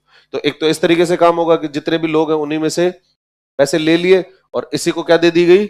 ऋण भी दे दिया गया। भाई जैसे बैंक मतलब वो आपकी कोऑपरेटिव सोसाइटी है, सोसाइटी में 100 लोग हैं, 100 लोगों ने उसमें पैसे जमा कराए। अब एक आदमी है उसको ऋण चाहिए, ऋण चाहिए तो कहां से ले ले? उस कोऑपरेटिव से जो है वो क्या ले सकता है? ऋण ले सकता है। और फिर इसकी सहायता करने के लिए ऊपर से सरकार जो है वो और सहायता कर देती है। तो सरकार भी इनको कुछ पैसे दे देती है कि भाई आप और बड़े अगर आपको ऋण देने तो भी आप ऋण दे सकते हो। तो ऐसे जो बैंक होते हैं उन बैंकों को क्या नाम देते हैं अपन? Cooperative bank. और भारत के अंदर ऐसा कोऑपरेटिव बैंक का पूरा एक अलग स्ट्रक्चर जो है वो बना हुआ है। तो एक तो जो है वो कोऑपरेटिव बैंक जो है वो कैसे होंगे? अर्बन कोऑपरेटिव बैंक होंगे, और दूसरा जो है वो जो रूरल कोऑपरेटिव बैंक तो नहीं कहते उनको, ये मान लो कोऑपरेटिव बैंक नाम दे देते हैं उसको, ऐसा सीधे से रूरल शब्द तो यूज करना सही नहीं है, परंतु वो कोऑपरेटिव बैंक्स होते हैं, उनका एक अलग स्ट्रक्चर जो स्ट्रक्चर काम करता है। तो ये भारत के अंदर बैंकों का क्या होता है, पूरा एक स्ट्रक्चर है। जैसे भारत में बैंक कितने प्रकार के होंगे, दो होंगे, एक तो होंगे शेड्यूल्ड और दूसरे अनशेड्यूल्ड। तो पर इंपॉर्टेंट जो है वो तो क्या है, शेड्यूल्ड है। शेड्यूल्ड बैंक जो है वो कितने प्रकार के होंगे, दो प्रकार, एक तो होते हैं कमर्शियल और दूसरे कोऑपरेटिव। कमर्शियल बैंक में एक तो आएगा कौन सा, पब्लिक सेक्टर, सार्वजनिक क्षेत्र के बैंक। सार्वजनिक क्षेत्र के बैंक मतलब जिसका मालिक कौन है, सरकार। दूसरा प्राइवेट सेक्टर, फिर फॉरेन बैंक, फिर रीजनल रूरल बैंक। इसके अलावा और दो कैटेगरी और बना दी गई, स्मॉल फाइनेंस बैंक और पेमेंट बैंक। और फिर दूसरा प्रकार कौन सा है, कोऑपरेटिव। कोऑपरेटिव में एक तो अर्बन कोऑपरेटिव और फिर जैसे ये स्टेट कोऑपरेटिव, इसको आप क्या कह सकते हो, स्टेट कोऑपरेटिव बैंक जो है वो कह सकते हो। फिर स्टेट कोऑपरेटिव का अलग से और स्ट्रक्चर जो है, बड़ा लंबा चौड़ा स्ट्रक्चर जो है वो बना हुआ है। इस तरीके से भारत के अंदर बैंक जो है वो काम करते हैं। ये बनाओ देखिए। हाँ, क्या अंतर होता है बताएंगे, ये पूछ रहे हो क्या अंतर होता है। हाँ, तो इसलिए धैर्य, कंट्रोल, कंट्रोल उदय, कंट्रोल। ये चार्ट बना लो, देखिए, शेड्यूल्ड बैंक, अनुसूचित बैंक, ये इंग्लिश में बना लो, दिख नहीं रहा है, मैंने बनाया था वो, ये वाला बना लो, ज्यादा दिख रहा है, अच्छा फैंसी नहीं लग रहा है ये। देखो, अनुसूचित बैंक, शेड्यूल्ड बैंक, दो भागों में बांटो उसको, शेड्यूल्ड बैंक को। एक तो वाणिज्यिक बैंक या कमर्शियल बैंक। हाँ, हिंदी में मैं बोल रहा हूँ, उनके फारसी में थोड़ी बोल रहा हूँ। वाणिज्यिक बैंक, अनुसूचित बैंक को एक तो वाणिज्यिक बैंक लिखो और दूसरी तरफ सहकारी बैंक, सहकारी बैंक। फिर ये जो वाणिज्यिक बैंक है उसको 6 भागों में अपन बांटेंगे। सबसे पहले लिखो सार्वजनिक क्षेत्र के बैंक, सार्वजनिक क्षेत्र के बैंक।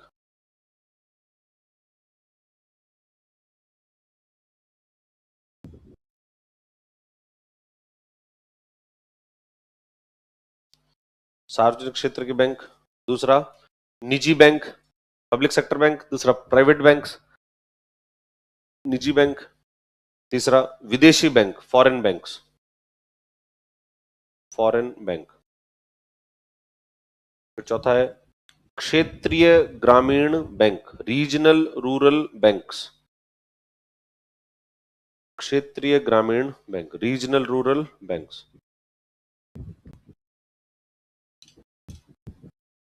फिर है स्मॉल फाइनेंस बैंक, लघु वित्त बैंक, लघु वित्त बैंक, स्मॉल फाइनेंस बैंक, लघु वित्त बैंक। और फिर है पेमेंट बैंक, भुगतान बैंक, पेमेंट बैंक या भुगतान बैंक।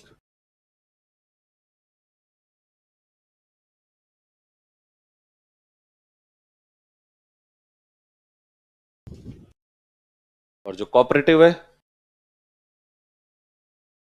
उसको एक तो कहो अर्बन कोऑपरेटिव, शहरी कोऑपरेटिव, शहरी सहकारी बैंक। और दूसरा स्टेट कोऑपरेटिव, राज्य सहकारी, राज्य सहकारी बैंक। आरआरबी होते हैं रीजनल रूरल बैंक्स, क्षेत्रीय ग्रामीण बैंक।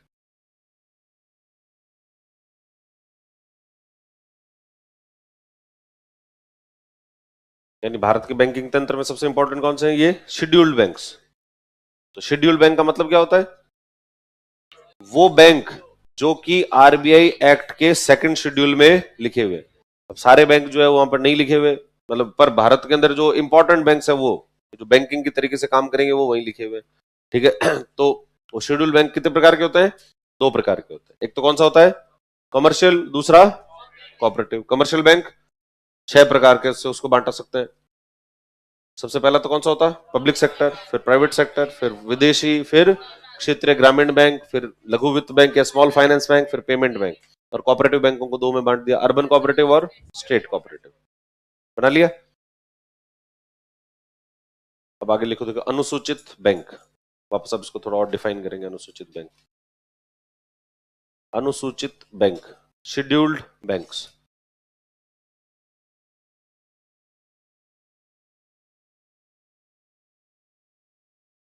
अनुसूचित बैंक, शेड्यूल्ड बैंक।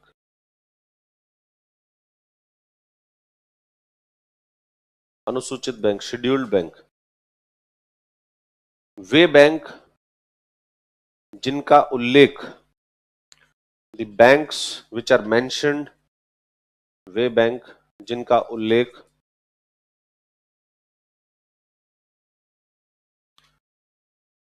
उल्लेख आरबीआई अधिनियम 1934 की दूसरी अनुसूची में किया गया है। Banks which are mentioned in second schedule of RBI act 1934, वे बैंक जिनका उल्लेख आरबीआई अधिनियम 1934 की दूसरी अनुसूची में किया गया है।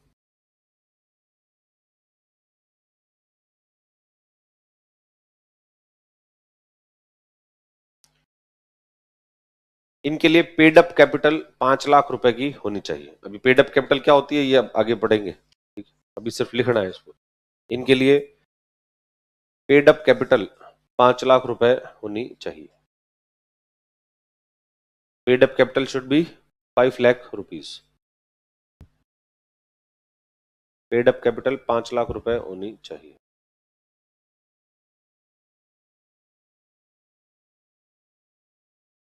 पेड अप कैपिटल 5 लाख रुपए होनी चाहिए।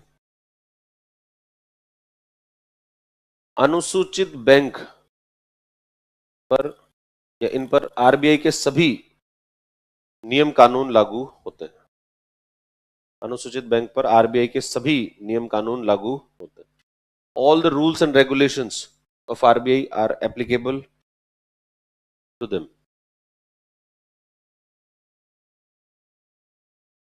अनुसूचित बैंक पर आरबीआई के सभी नियम कानून लागू होते हैं। All rules and regulations of RBI are applicable to them. और ये आरबीआई से सभी प्रकार की वित्तीय सेवाएं ले सकते हैं। They can get all types of financial services from RBI. ये आरबीआई से सभी प्रकार की वित्तीय सेवाएं, they can get all types of financial services from RBI. ये आरबीआई से सभी प्रकार की वित्तीय सेवाएं ले सकते हैं। They can take all types of financial services from RBI. ठीक है। फिर भारत में अब ये बाकी वाले तो प्राइवेट बैंक करी, इनकी सबकी संख्या ये रखने की जरूरत नहीं है। सिर्फ ये ध्यान में रखो कि पब्लिक सेक्टर बैंक कितने हैं भारत में? अभी 12 हैं। वर्तमान में भारत में 12 सार्वजनिक क्षेत्र के बैंक हैं। At present India has 12 public sector banks. वर्तमान में भारत में 12 सार्वजनिक क्षेत्र के बैंक है। At present India has 12 public sector bank. अब ये 12 पब्लिक सेक्टर बैंक कैसे बने? तो देखो इस 12 के अंदर एक तो है एसबीआई, ये जो 12 है उसमें एक तो है कौन सी? एसबीआई। और बाकी जो 11 है उनको अपन कहते हैं राष्ट्रीयकृत बैंक। उनको क्या नाम दे दिया जाता है?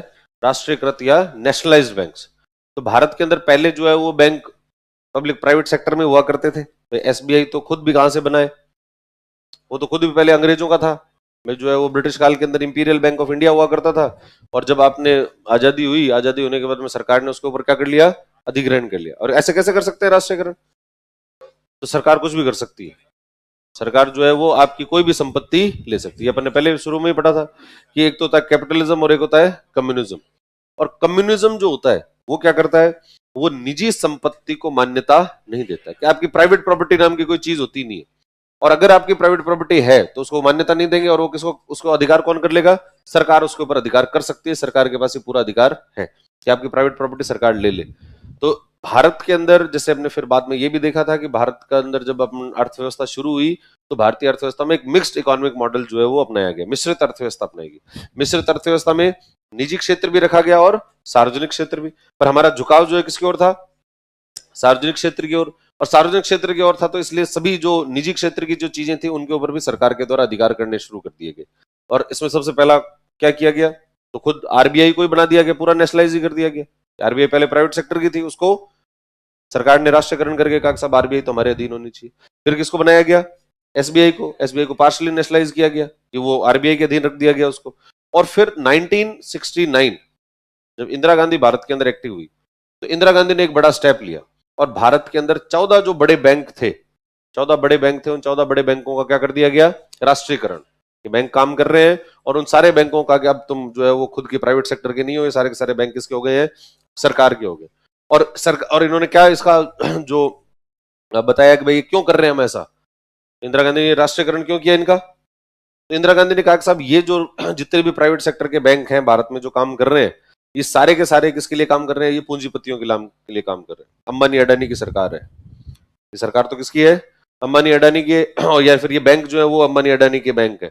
और बैंक अंबानी अडानी का होने का मतलब है सिर्फ शहरी क्षेत्रों में ये जो है वो लोन देते हैं, शहरी क्षेत्रों के अंदर ही बैंकिंग सुविधाएं देते हैं, ग्रामीण क्षेत्रों में नहीं देते। और अब हम इसके मालिक बन जाएंगे, और हम मालिक बन जाएंगे तो इसको कहां ले जाएंगे? हम गांव गांव के अंदर जो है क्या करेंगे? इसके लोन दे देंगे। तो इसलिए भारत के अंदर पहले 14 जो बड़े बैंक थे उनको क्या कर दिया गया? नेशनलाइज कर दिया गया। कब किया गया ये? 1969 के अंदर, 1969 के अंदर ये जो है वो किया गया, नेशनलाइजेशन कर दिया गया।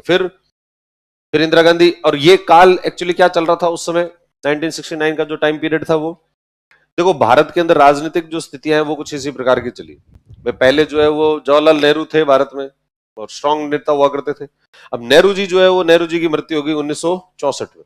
64 में जब नेहरू जी की डेथ हुई तो नेहरू जी की डेथ होने के बाद में कांग्रेस के अंदर लीडरशिप का क्वेश्चन आ गया कि अब जो है वो नेहरू जी के बाद में कौन? तो उसमें एक प्रश्न चला करता था, हु आफ्टर नेहरू?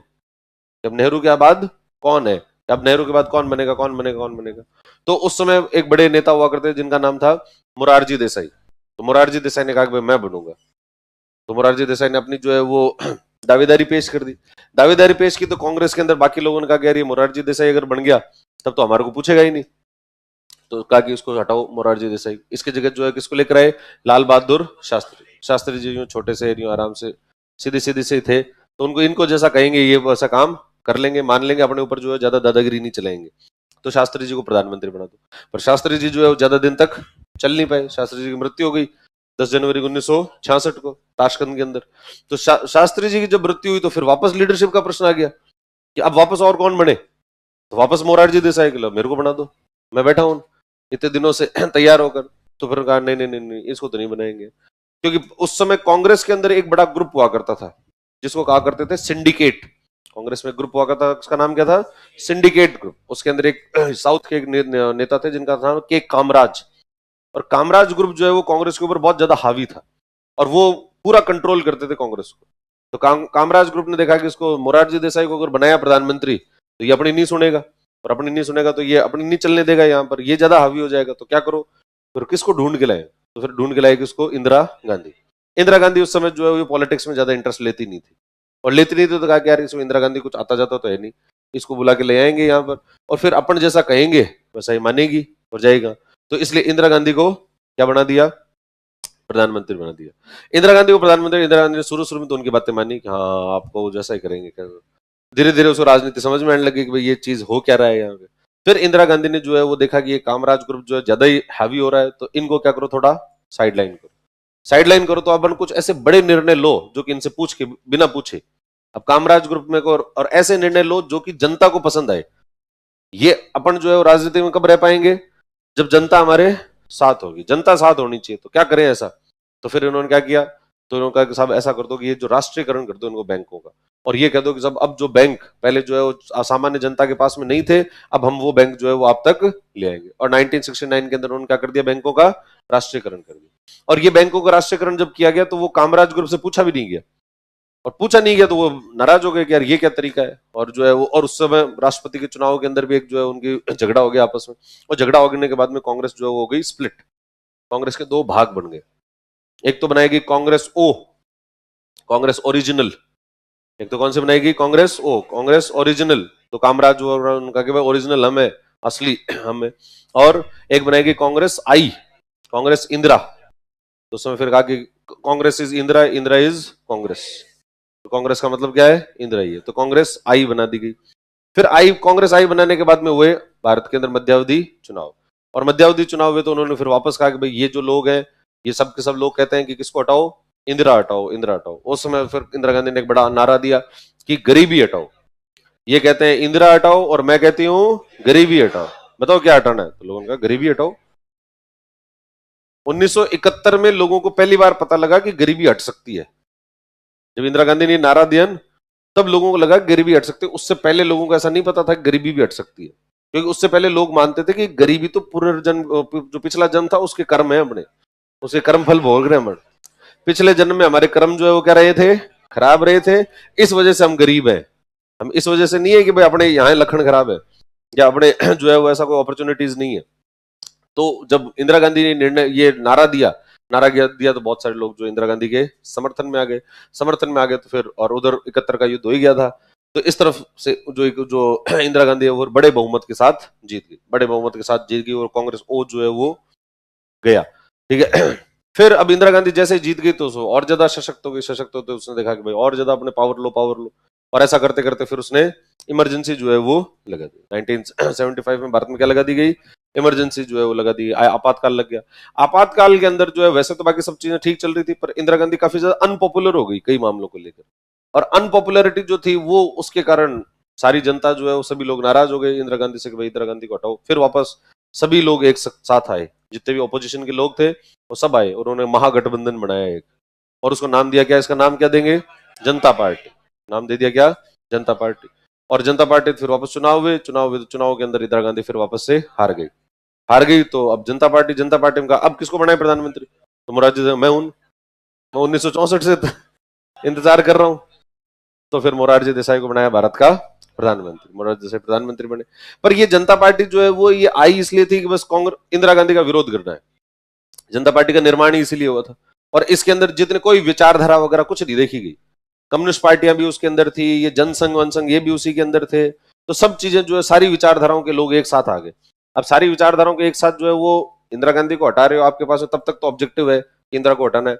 फिर अब सत्ता में आ गए हो, हटा दिया इंदिरा गांधी, तो अब क्या करो? अब बेरोजगार हो गए, जब अपने पास और दूसरा काम है नहीं तो क्या करें? फिर आपस में लड़ने लग गए। और जब आपस में लड़े तो ये सरकार भी इनकी ज्यादा दिन तक नहीं चली। और नहीं चली तो फिर 1980 में फिर वापस चुनाव हो गए, मध्यावधि चुनाव हो गए। और मध्यावधि चुनाव में वापस से फिर इंदिरा गांधी जो है वो सत्ता में आ गई। और इंदिरा गांधी जैसे सत्ता में आई, इंदिरा गांधी का कि मैं और बैंक जो है नेशनलाइज करूंगी। और 1980 के अंदर 6 और बैंकों को क्या कर दिया गया? नेशनलाइज कर दिया गया। तो पहले नेशनलाइज हो गए थे 14 बड़े बैंक, तो फिर 6 और बैंक जो है उन 6 और बैंकों को नेशनलाइज कर दिया गया। और इस तरीके से, हालांकि ये बैंक नेशनलाइज कर रहे थे और बैंकों की हालत थी खराब। आपने इसको नेशनलाइज तो कर दिया, पर वो जो नेशनलाइज बैंक थे उनकी बैंकों की हालत क्या हो गई? खराब। क्योंकि उसका मालिक कौन बन गया? अब सरकार। तो सरकार को जब भी पैसे चाहिए कि भाई हमको ये योजना चलानी है, तो पैसे कहां से आएंगे? अरे है ना अपना बैंक है, और बैंक दे उधार। तो बैंक जो है क्या करेगा? आपको उधार देगा, तो बैंक से पैसे ले लेते थे। और जैसा इन्होंने घोषित उद्देश्य तो ये था कि इसके माध्यम से जो है वो हम गांवों के अंदर जाएंगे और फिर जो है वो ऋण वगैरह उपलब्ध करवाएंगे, पर ऐसा कुछ खास हुआ नहीं। गांव तक जो है वो बैंकों की पहुंच हुई नहीं। बोलने की बातें रह गई सिर्फ कि भाई बोलने के अंदर ऐसा कहा, भाषण के अंदर तो ऐसा दे दिया, परंतु वास्तविक रूप में गांव तक जो है बैंकों की पहुंच नहीं हो पाई। ठीक है। और बैंक के द्वारा, ये कोई सरकारी बैंक थे, सरकारी बैंक थे तो इन्होंने लोन मेले लगाने शुरू कर दिए। भाई आओ, कोई भी आओ और लोन ले जाओ। जो राजनेता थे उन्होंने अपने जो रिश्तेदारों को और अपने जो पार्टी कार्यकर्ता थे उनको लोन दिलवाने शुरू कर दिए। तो हाँ, इनको लोन देना ही पड़ेगा आपको। बैंक को फोन कर देते थे ऊपर से कि भाई ये मेरा कार्यकर्ता आ रहा है और उसको क्या देना, इतना लोन देना। अब बैंक का जो मैनेजर है वो लोन देने से मना नहीं कर सकता, और लोन दे दिया, अब वो वापस भी नहीं चुकाए। नहीं चुकाए तो भी आपके पास ऐसी कोई शक्ति नहीं है कि उससे क्या कर लिया जाए, लोन वापस ले लिया जाए। इस वजह से इनका घाटा क्या होता गया? बैंकों का बढ़ता गया, और भारत में जो बैंकिंग तंत्र है उसका कबाड़ा होता गया। फिर 1991 के अंदर जो भारत के अंदर एक आ गया आर्थिक संकट। 1991 में भारत जो कि अर्थव्यवस्था के अंदर अपनी जो नीतियां अपना रहे थे शुरुआत के अंदर, वो समाजवादी नीतियां थी, और उन नीतियों के कारण 1991 में भारत में एक आर्थिक संकट आ गया। संकट आने के बाद में भारत में किए गए आर्थिक सुधार, और आर्थिक सुधार के अंदर ये कहा गया कि अब ये नेशनलाइजेशन जो है वो बंद करो, आगे से किसी भी चीज का नेशनलाइजेशन नहीं करेंगे, आगे से किसी बैंक का जो है नेशनलाइजेशन नहीं किया जाना चाहिए, और प्राइवेट सेक्टर के बैंक जो है उनको भी जो है वो क्या दिया जाए, भारत के अंदर कार्य करने का मौका दिया जाए। तो इसलिए फिर बाद में वापस प्राइवेट सेक्टर के बैंक जो उनको लाइसेंस दिए गए और वापस फिर निजी क्षेत्र के बैंक काम करने लगे। फिर इसके साथ में कहा सब विदेशी बैंकों को भी आने दो, तो विदेशी बैंकों को भी भारत में कार्य करने की अनुमति वगैरह जो है वो दी गई। तो भारत के अंदर ये जो बैंक थे वो कैसे नेशनलाइज हुए, सबसे पहले कब हुए थे, 1969 के अंदर। कितने हुए थे, 14 बड़े बैंक जिनकी कैपिटल किससे ज्यादा थी, 50 करोड़ से जिनके पास ज्यादा कैपिटल है, उनको 14 बड़े बैंकों को जो आपने नेशनलाइज कर दिया। फिर 1980 में वापस इंदिरा गांधी आई, और इंदिरा गांधी आई तो उसने कितने बैंक वापस नेशनलाइज किए, 6, और जिनकी कैपिटल किससे ज्यादा थी, 200 करोड़। तो टोटल कितने हो गए ये, 20 बैंक बन गए। पर 1993 के अंदर ये एक बैंक था, न्यू बैंक ऑफ इंडिया। 1993 में भारत में एक जो हर्षद मेहता का एक स्कैम हुआ था, और उस हर्षद मेहता स्कैम के अंदर जो नाम आया वो किसका आ गया, न्यू बैंक ऑफ इंडिया का नाम आ गया। न्यू बैंक ऑफ इंडिया का नाम आया तो उन्होंने कहा कि साहब इस बैंक को जो अब ये चला नहीं सकते, तो क्या करो, इसका मर्जर कर दो। तो इसका न्यू बैंक ऑफ इंडिया का मर्जर किसमें कर दिया गया, पंजाब नेशनल बैंक में। यानी ये न्यू बैंक ऑफ इंडिया खत्म हो गया। तो यानी ये जो इनकी संख्या थी वो पहले तो कितनी हो गई थी, 20, और 20 से कम होकर वापस कितनी हो गई, 19। फिर उसके बाद ये बढ़ते गए, बढ़ते बढ़ते हो गए 27 हो गए थे एक बार। और अब वर्तमान के अंदर वापस बैंकिंग क्षेत्र में क्या चल रहा है, एक मर्जर का काम जो है चल रहा है, कि वापस चीजों को क्या किया जा रहा है, मर्ज किया जा रहा है। जैसे भारत का सबसे बड़ा बैंक तो बन गया कौन, एसबीआई, और एसबीआई में उसके सहायक बैंक जितने थे वो 2017 में उनको मर्ज कर दिया गया। अब कोई सहायक बैंक नहीं है, अब कोई एसबीजे वगैरह काम नहीं करता। और दूसरा जो बड़ा बैंक है वो कौन सा है, पंजाब नेशनल बैंक। भारत का जो दूसरा सबसे बड़ा बैंक है वो कौन सा है, PNB, Punjab national bank. Punjab national bank के अंदर दो बैंकों का विलय किया गया। एक तो कौन सा था, OBC, oriental bank of commerce. कौन सा है, ओरिएंटल बैंक ऑफ कॉमर्स, और दूसरा United bank of India. United bank of India और ओरिएंटल बैंक ऑफ कॉमर्स, इसका विलय किसमें कर दिया गया, पंजाब नेशनल बैंक के अंदर। फिर थर्ड जो लार्जेस्ट है वो है बैंक ऑफ बड़ौदा। कौन सा है, बैंक ऑफ बड़ौदा। इसमें खैर तो सेकंड के बाद थर्ड जो है वो कौन सा आता है, bank of Baroda. Bank of Baroda के अंदर दो बैंक स्थापित उसमें मर्ज किए गए। एक तो देना बैंक, कौन सा बैंक था, देना बैंक एक हुआ करता था, उसको मर्ज कर दिया। एक हुआ करता था विजया बैंक। कौन सा बैंक, विजया बैंक जो है, उस विजया बैंक और देना बैंक इन दोनों को किसमें मर्ज कर दिया गया, देना बैंक, इसको बैंक ऑफ बड़ौदा। और बैंक ऑफ बड़ौदा इस प्रकार भारत का कौन सा बन गया, तीसरा सबसे बड़ा बैंक बन गया। चौथा सबसे बड़ा बैंक जो है वो है कैनरा बैंक, और इस कैनरा बैंक के अंदर किसका विलय किया गया, सिंडिकेट बैंक। पांचवा सबसे बड़ा बैंक बना यूनियन बैंक ऑफ इंडिया। इसमें आंध्र बैंक और कॉर्पोरेशन बैंक जो है, कॉर्पोरेशन बैंक का विलय कर दिया गया।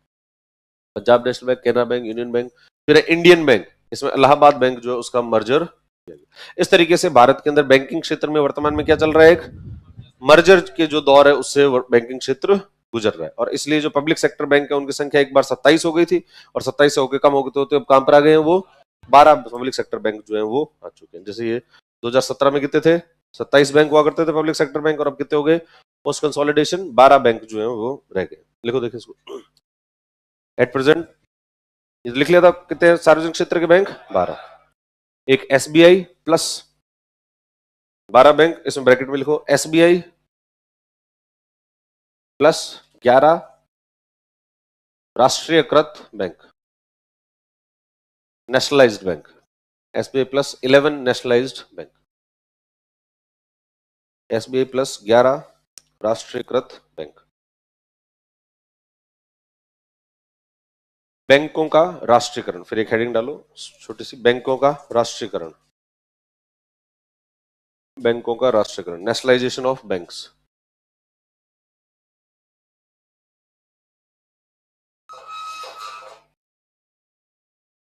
बैंकों का राष्ट्रीयकरण 1969 में,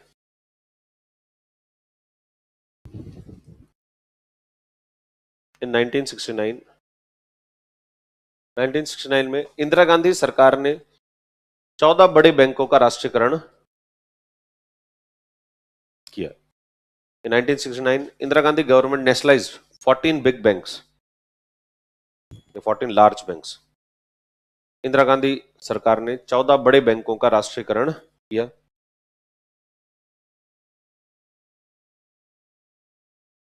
जिनकी पूंजी उस कैपिटल वॉज 50 करोड़ और मोर, जिनकी पूंजी 50 करोड़ या अधिक थी।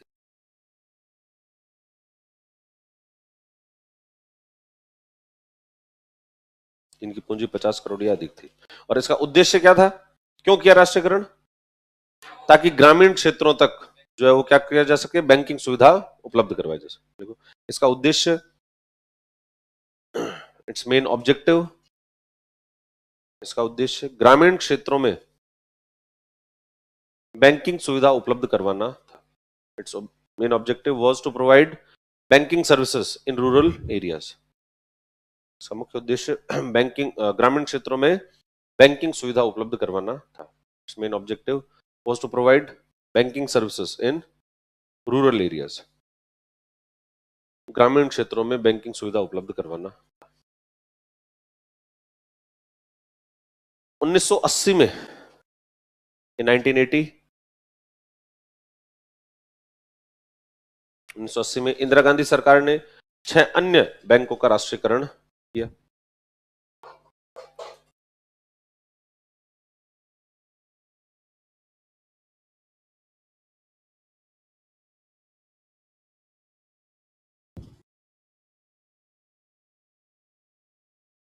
उन्नीस सौ 1980 में इंदिरा गांधी सरकार ने 6 अन्य बैंकों का राष्ट्रीयकरण किया, जिनकी पूंजी 200 करोड़ से अधिक थी। उस capital was more than 200 crore. जिनकी पूंजी 200 करोड़ से अधिक थी, उस capital was more than 200 crore.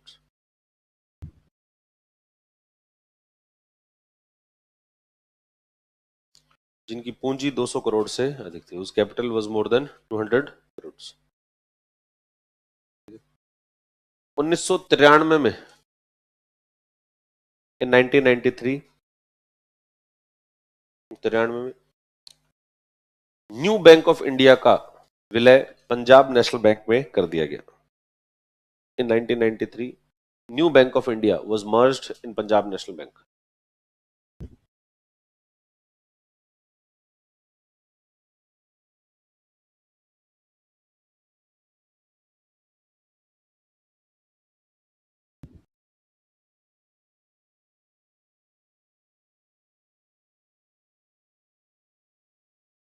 New bank of India का विलय पंजाब नेशनल बैंक में कर दिया गया। और वर्तमान में भी क्या हो रहा है, बैंकिंग क्षेत्र में एकीकरण किया जा रहा है।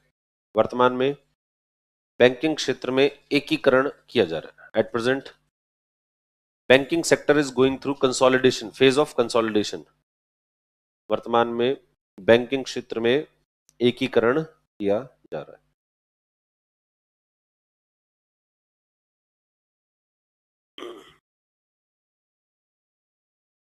At present, Indian banking sector is going through phase of consolidation. वर्तमान में बैंकिंग क्षेत्र में एकीकरण किया जा रहा है। भारत का सबसे बड़ा बैंक है SBI. India's largest bank is SBI.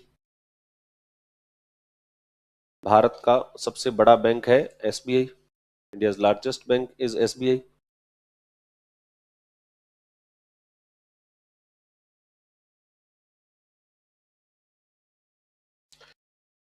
दूसरा सबसे बड़ा बैंक है पीएनबी। दूसरा सबसे बड़ा बैंक है पीएनबी, पंजाब नेशनल बैंक। दूसरा सबसे बड़ा bank Punjab national bank. India second largest bank is PNB, Punjab national bank. और इसमें पीएनबी में विलय किसका किया गया था? इसमें ओरिएंटल बैंक ऑफ कॉमर्स और United bank of India. New bank of India तो 1993 में किया था, अभी की बात बता रहा हूं। ओरिएंटल बैंक ऑफ कॉमर्स और यूनाइटेड बैंक ऑफ इंडिया लिखो। इसमें ओरिएंटल बैंक ऑफ कॉमर्स, इसमें ओरिएंटल बैंक ऑफ कॉमर्स और विदेशी बैंक पर स्वामित्व किसका रहता है? विदेशी बैंक पर स्वामित्व जो है वो जिस विदेशी कंपनी है उसी का रहेगा। और विदेशी बैंक से भारत में क्या लाभ होगा? अगर विदेशी बैंक स्थापित करोगे तो क्या लाभ होगा? भाई बैंक से क्या लाभ होता है? लोन मिलता है बैंक से। तो जिनको लोन चाहिए, बैंक क्या करते हैं?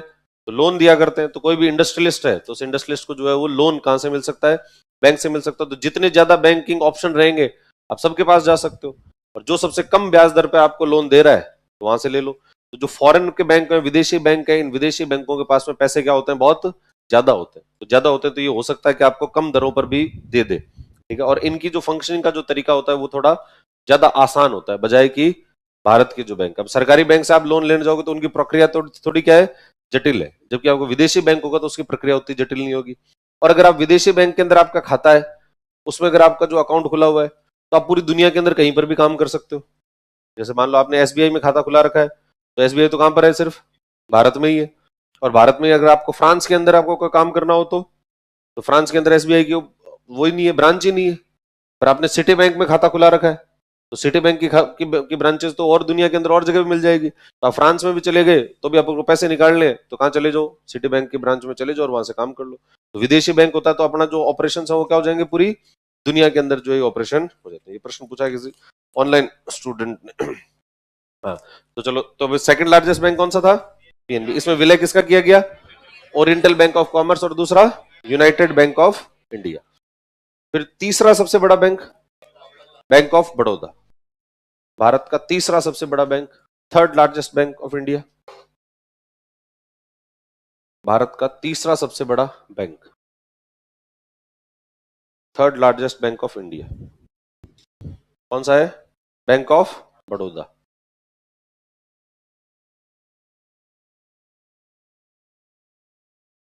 और इसमें विलय किसका किया गया था? तो देना बैंक और विजया बैंक। इसमें देना बैंक और विजया बैंक का विलय किया गया था। देना bank and Vijaya bank were merged in it.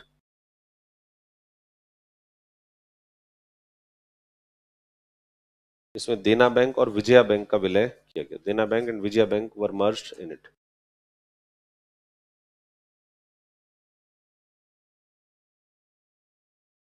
चौथा सबसे बड़ा बैंक कौन सा है? कैनरा बैंक।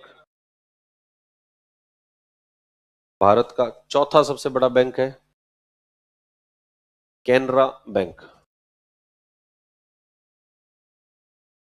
भारत का चौथा सबसे बड़ा बैंक है कैनरा बैंक, जिसमें जिसमें सिंडिकेट बैंक का विलय किया गया। इन विच सिंडिकेट बैंक वाज मर्ज। जिसमें सिंडिकेट बैंक का विलय किया गया। Syndicate bank was merged in it. इसमें सिंडिकेट बैंक का विलय किया गया। और पांचवा सबसे बड़ा बैंक कौन सा है? Union bank of India. बस 5 ही लिख लो। यूनियन बैंक ऑफ इंडिया पांचवा सबसे बड़ा बैंक है। भारत का पांचवा सबसे बड़ा bank union bank of India. और इसमें विलय किसका किया गया? आंध्रा बैंक और कॉरपोरेशन बैंक। इसमें आंध्रा बैंक और कॉरपोरेशन बैंक का विलय किया गया। Andhra bank and corporation bank were merged in it. इसमें आंध्रा बैंक और कॉरपोरेशन बैंक का विलय किया गया। Andhra bank and corporation bank were merged in it.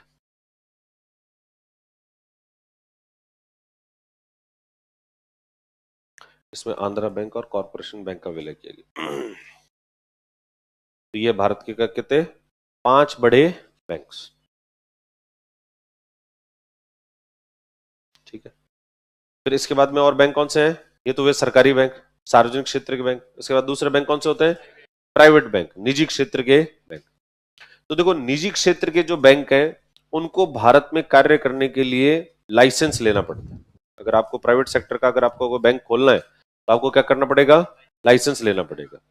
और ये लाइसेंस किसको दिया जाएगा, किसको नहीं दिया जाएगा, इसके लिए आरबीआई ने एक कमिटी बनाई थी, एक समिति बनाई, जिसका क्या नाम था? बिमल जालान समिति। विमल नहीं है, जुबा केसरी नहीं है, ये क्या नाम है? बिमल। बिमल जालान जो है वो पहले आरबीआई के गवर्नर हुआ करते थे। तो उनके नेतृत्व में क्या बनाई गई? एक समिति, बिमल जालान कमेटी बनाई। किस बात के लिए बनाई? बैंकों को लाइसेंस देने के लिए, प्राइवेट बैंक के लाइसेंस जो है उसकी शर्तें निर्धारित करने के लिए। और बिमल जालान कमेटी ने जो है कुछ बातें कही कि प्राइवेट बैंक के लाइसेंस किसको दिए जा सकते हैं। तो सबसे पहले तो प्राइवेट बैंक अगर आपको भारत में खोलना है तो आपके पास में कैपिटल होनी चाहिए, पूंजी होनी चाहिए कितनी, 500 करोड़। कितनी होनी चाहिए, कम से कम 500 करोड़। जैसे अपन कहते हैं कि बैंक कैसे काम करता है, तो बैंक में जो मालिक होगा वो क्या लगाएगा, पूंजी, खुद के पैसे लगाएगा। तो कितने होने चाहिए आपके पास, मिनिमम 500 करोड़ तो आपके पास में होने चाहिए खुद के पूंजी के। तो आपके पास 500 करोड़ की तो पूंजी होनी चाहिए। फिर दूसरा, ऐसा नहीं है कि कोई भी आदमी चलते फिरते ही, भाई अभी क्लास में मन नहीं लग रहा, 500 करोड़ भी जेब में है, रख लो साहब मेरे को एक बैंक का लाइसेंस दे दो, ऐसे नहीं। आपके पास में बैंकिंग का एक्सपीरियंस होना चाहिए।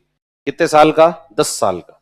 बैंकिंग क्षेत्र का एक्सपीरियंस कितना चाहिए, 10 साल का जो है बैंकिंग क्षेत्र का एक्सपीरियंस हो, तब जाकर आप प्राइवेट बैंक के लाइसेंस के लिए क्या कर सकते हो, अप्लाई कर सकते हो। एप्लीकेशन जो है तब होगी। और आपको जितना जो बैंक आप ओपन कर रहे हो, अगर आपको मान लो लाइसेंस मिल जाएगा, तो मिलने के बाद में 25% उसकी जो ब्रांचेस होगी, जो शाखाएं हैं, वो आपको ग्रामीण क्षेत्र में खोलनी पड़ेगी।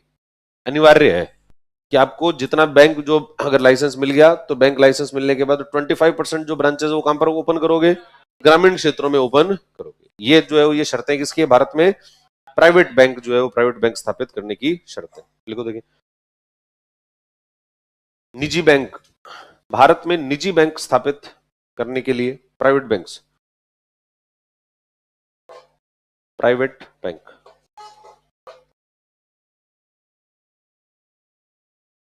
भारत में निजी बैंक स्थापित करने के लिए आरबीआई के द्वारा लाइसेंस दिया जाता है।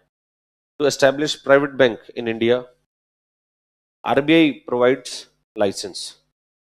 भारत में निजी बैंक स्थापित करने के लिए आरबीआई के द्वारा लाइसेंस दिया जाता है। To establish private bank in India, RBI provides licence.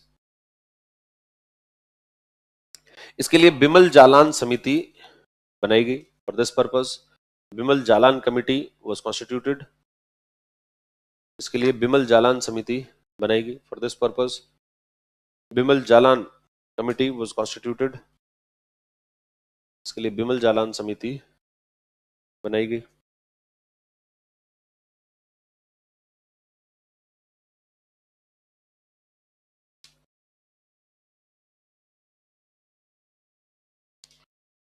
ठीक है। लाइसेंस के लिए निम्नलिखित शर्तें आवश्यक है। Following conditions are necessary for licence.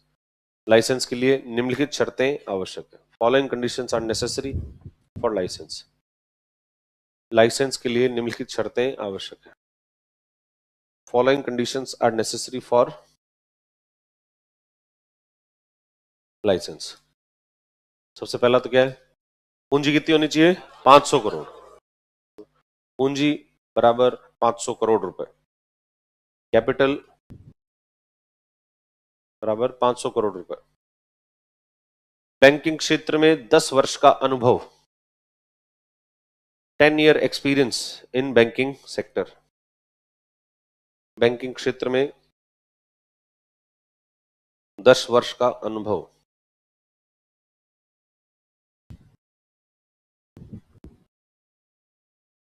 और 25% शाखाएं ग्रामीण क्षेत्र में खोलना अनिवार्य है। 25% branches must be opened in rural areas. 25% शाखाएं ग्रामीण क्षेत्र में खोलना अनिवार्य है। 25% branches must be opened in rural areas. 25% शाखाएं ग्रामीण क्षेत्र में खोलना अनिवार्य है। 25% branches must be open in rural area. तो 25% ब्रांचेस कहाँ ओपन करोगे, रूरल एरियाज में ओपन करेंगे। तो इस तरीके से बैंक में क्या मिलते हैं, लाइसेंस। पहले तो क्या होता था कि जो आरबीआई है वो टाइम टू टाइम जो है वो ऐसा नोटिफाई करती थी कि अभी हम लाइसेंस दे रहे हैं, तो अप्लाई कर दो भाई, किस किस को एप्लीकेशन करनी है। तो फिर लोग जो है वो अप्लाई करते थे। अप्लाई करने के बाद में आरबीआई उनको देखती थी, सारी कंडीशंस देखते थे कि ये पूरा कर रहे हैं कि नहीं कर रहे हैं, वास्तव में बैंक चला लेंगे कि नहीं चला लेंगे। और जब इतना सब देखने के बाद में आरबीआई उसके बाद में क्या देती थी, लाइसेंस जो है लाइसेंस दिया करती थी। तो पहले तो क्या हुआ करता था, इस तरीके से आरबीआई कभी कभी ऐसा करती थी। वर्तमान के अंदर आरबीआई ने जो व्यवस्था कर रखी है उसको कहते हैं ऑन टैप लाइसेंसिंग। वर्तमान में कौन सी व्यवस्था शुरू कर दी है? On tap. ऑन टैप का मतलब क्या है? आप कभी भी अप्लाई कर सकते हो, आप लाइसेंस के लिए कभी भी अप्लाई कर सकते हो। एक तो जैसे अभी आप जो है वो आरएएस का एग्जाम देना है, तो ये कैसे दोगे? तो जब तक जो है, जब नोटिफिकेशन आएगा तो वो विज्ञप्ति आएगी, और विज्ञप्ति आएगी तभी दे सकते हो। तो पहले ऐसे ही लाइसेंस के लिए कब अप्लाई कर सकते हो? जब आरबीआई क्या निकालेगी? नोटिफिकेशन। अब आरबीआई भी जो है वो आरपीएस से जैसे कभी कभी निकाल देती, अब कब निकालेगी कब नहीं निकालेगी इसका किसी को पता ही नहीं है। तो नहीं निकाला तो, और आरबीआई तो, और बैंक का लाइसेंस ये तो नोटिफिकेशन निकालना बहुत आसान है। बैंक के लाइसेंस के लिए नोटिफिकेशन वो जो है वो कई साल लग जाते थे। अब कई साल लग जाए तो कई लोग तो ऐसे होते थे जो जिनकी उम्र ही चली गई, और बैंक के लाइसेंस के लिए वो कभी अप्लाई कर ही नहीं पाए, और जो है वो ऐसे ही रह गए। क्योंकि उस समय जब वो कार्य कर रहे थे उस सेक्टर के अंदर, बहुत अच्छे से काम कर रहे हो, सब कुछ कर रहे हो, तब बैंकों ने, मतलब आरबीआई ने कहा हम लाइसेंस दे ही नहीं रहे, तो इसलिए फिर उन लोगों ने वो बैंकिंग क्षेत्र छोड़कर कोई दूसरे क्षेत्र में काम करना शुरू कर दिया। और वर्तमान में कौन सी व्यवस्था है? On tap. ऑन टैप का मतलब आप जब चाहो तभी, जैसे ऑन टैप के अंदर आपको एग्जाम देना है, तो फिर नोटिफिकेशन का इंतजार नहीं करना, सीधे क्या करो, जब जचे आपको लगे आज मेरी तैयारी पूरी है, लो आज ही एग्जाम ले लो मेरा। तो इसलिए क्या कर सकते हो, ऐसे होते हैं कई सारे एग्जाम होते हैं जो इंटरनेशनल, जैसे जीआरई, जीमैट, ये जो एग्जाम्स होते हैं वो क्या होते हैं, वो आप कभी भी दे सकते हो। आपको जब जचे तब आप जो है वो फीस दो, और कहो कि मेरे को आज एग्जाम देना है, तो आज देना तो आज दे दो। क्योंकि जब व्यक्ति को ये लगे कि आज मेरी तैयारी पूरी होगी, तभी क्या कर सकता है, एग्जाम दे सकता है। वरना क्या होता है, तैयारी तो पहले पूरी हो जाती है और एग्जाम उस समय नहीं होता, और जब एग्जाम आता है तब तैयारी नहीं होती। तो इसलिए अभी वर्तमान में व्यवस्था कौन सी है? On tap. देखो वर्तमान में ऑन टैप लाइसेंस की व्यवस्था शुरू की गई है। At present on tap licence system has been launched. वर्तमान में ऑन टैप लाइसेंस की व्यवस्था शुरू की गई है।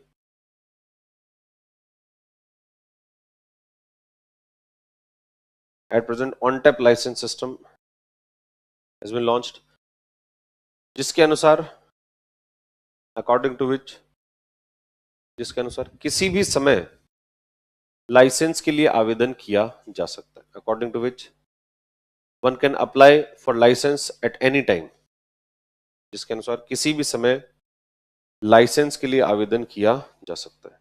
According to which one can apply for licence at any time, किसी भी समय लाइसेंस के लिए आवेदन किया जा सकता है। ठीक है, चलो फिर आज के लिए तय करेंगे, बाकी फिर कल पढ़ेंगे।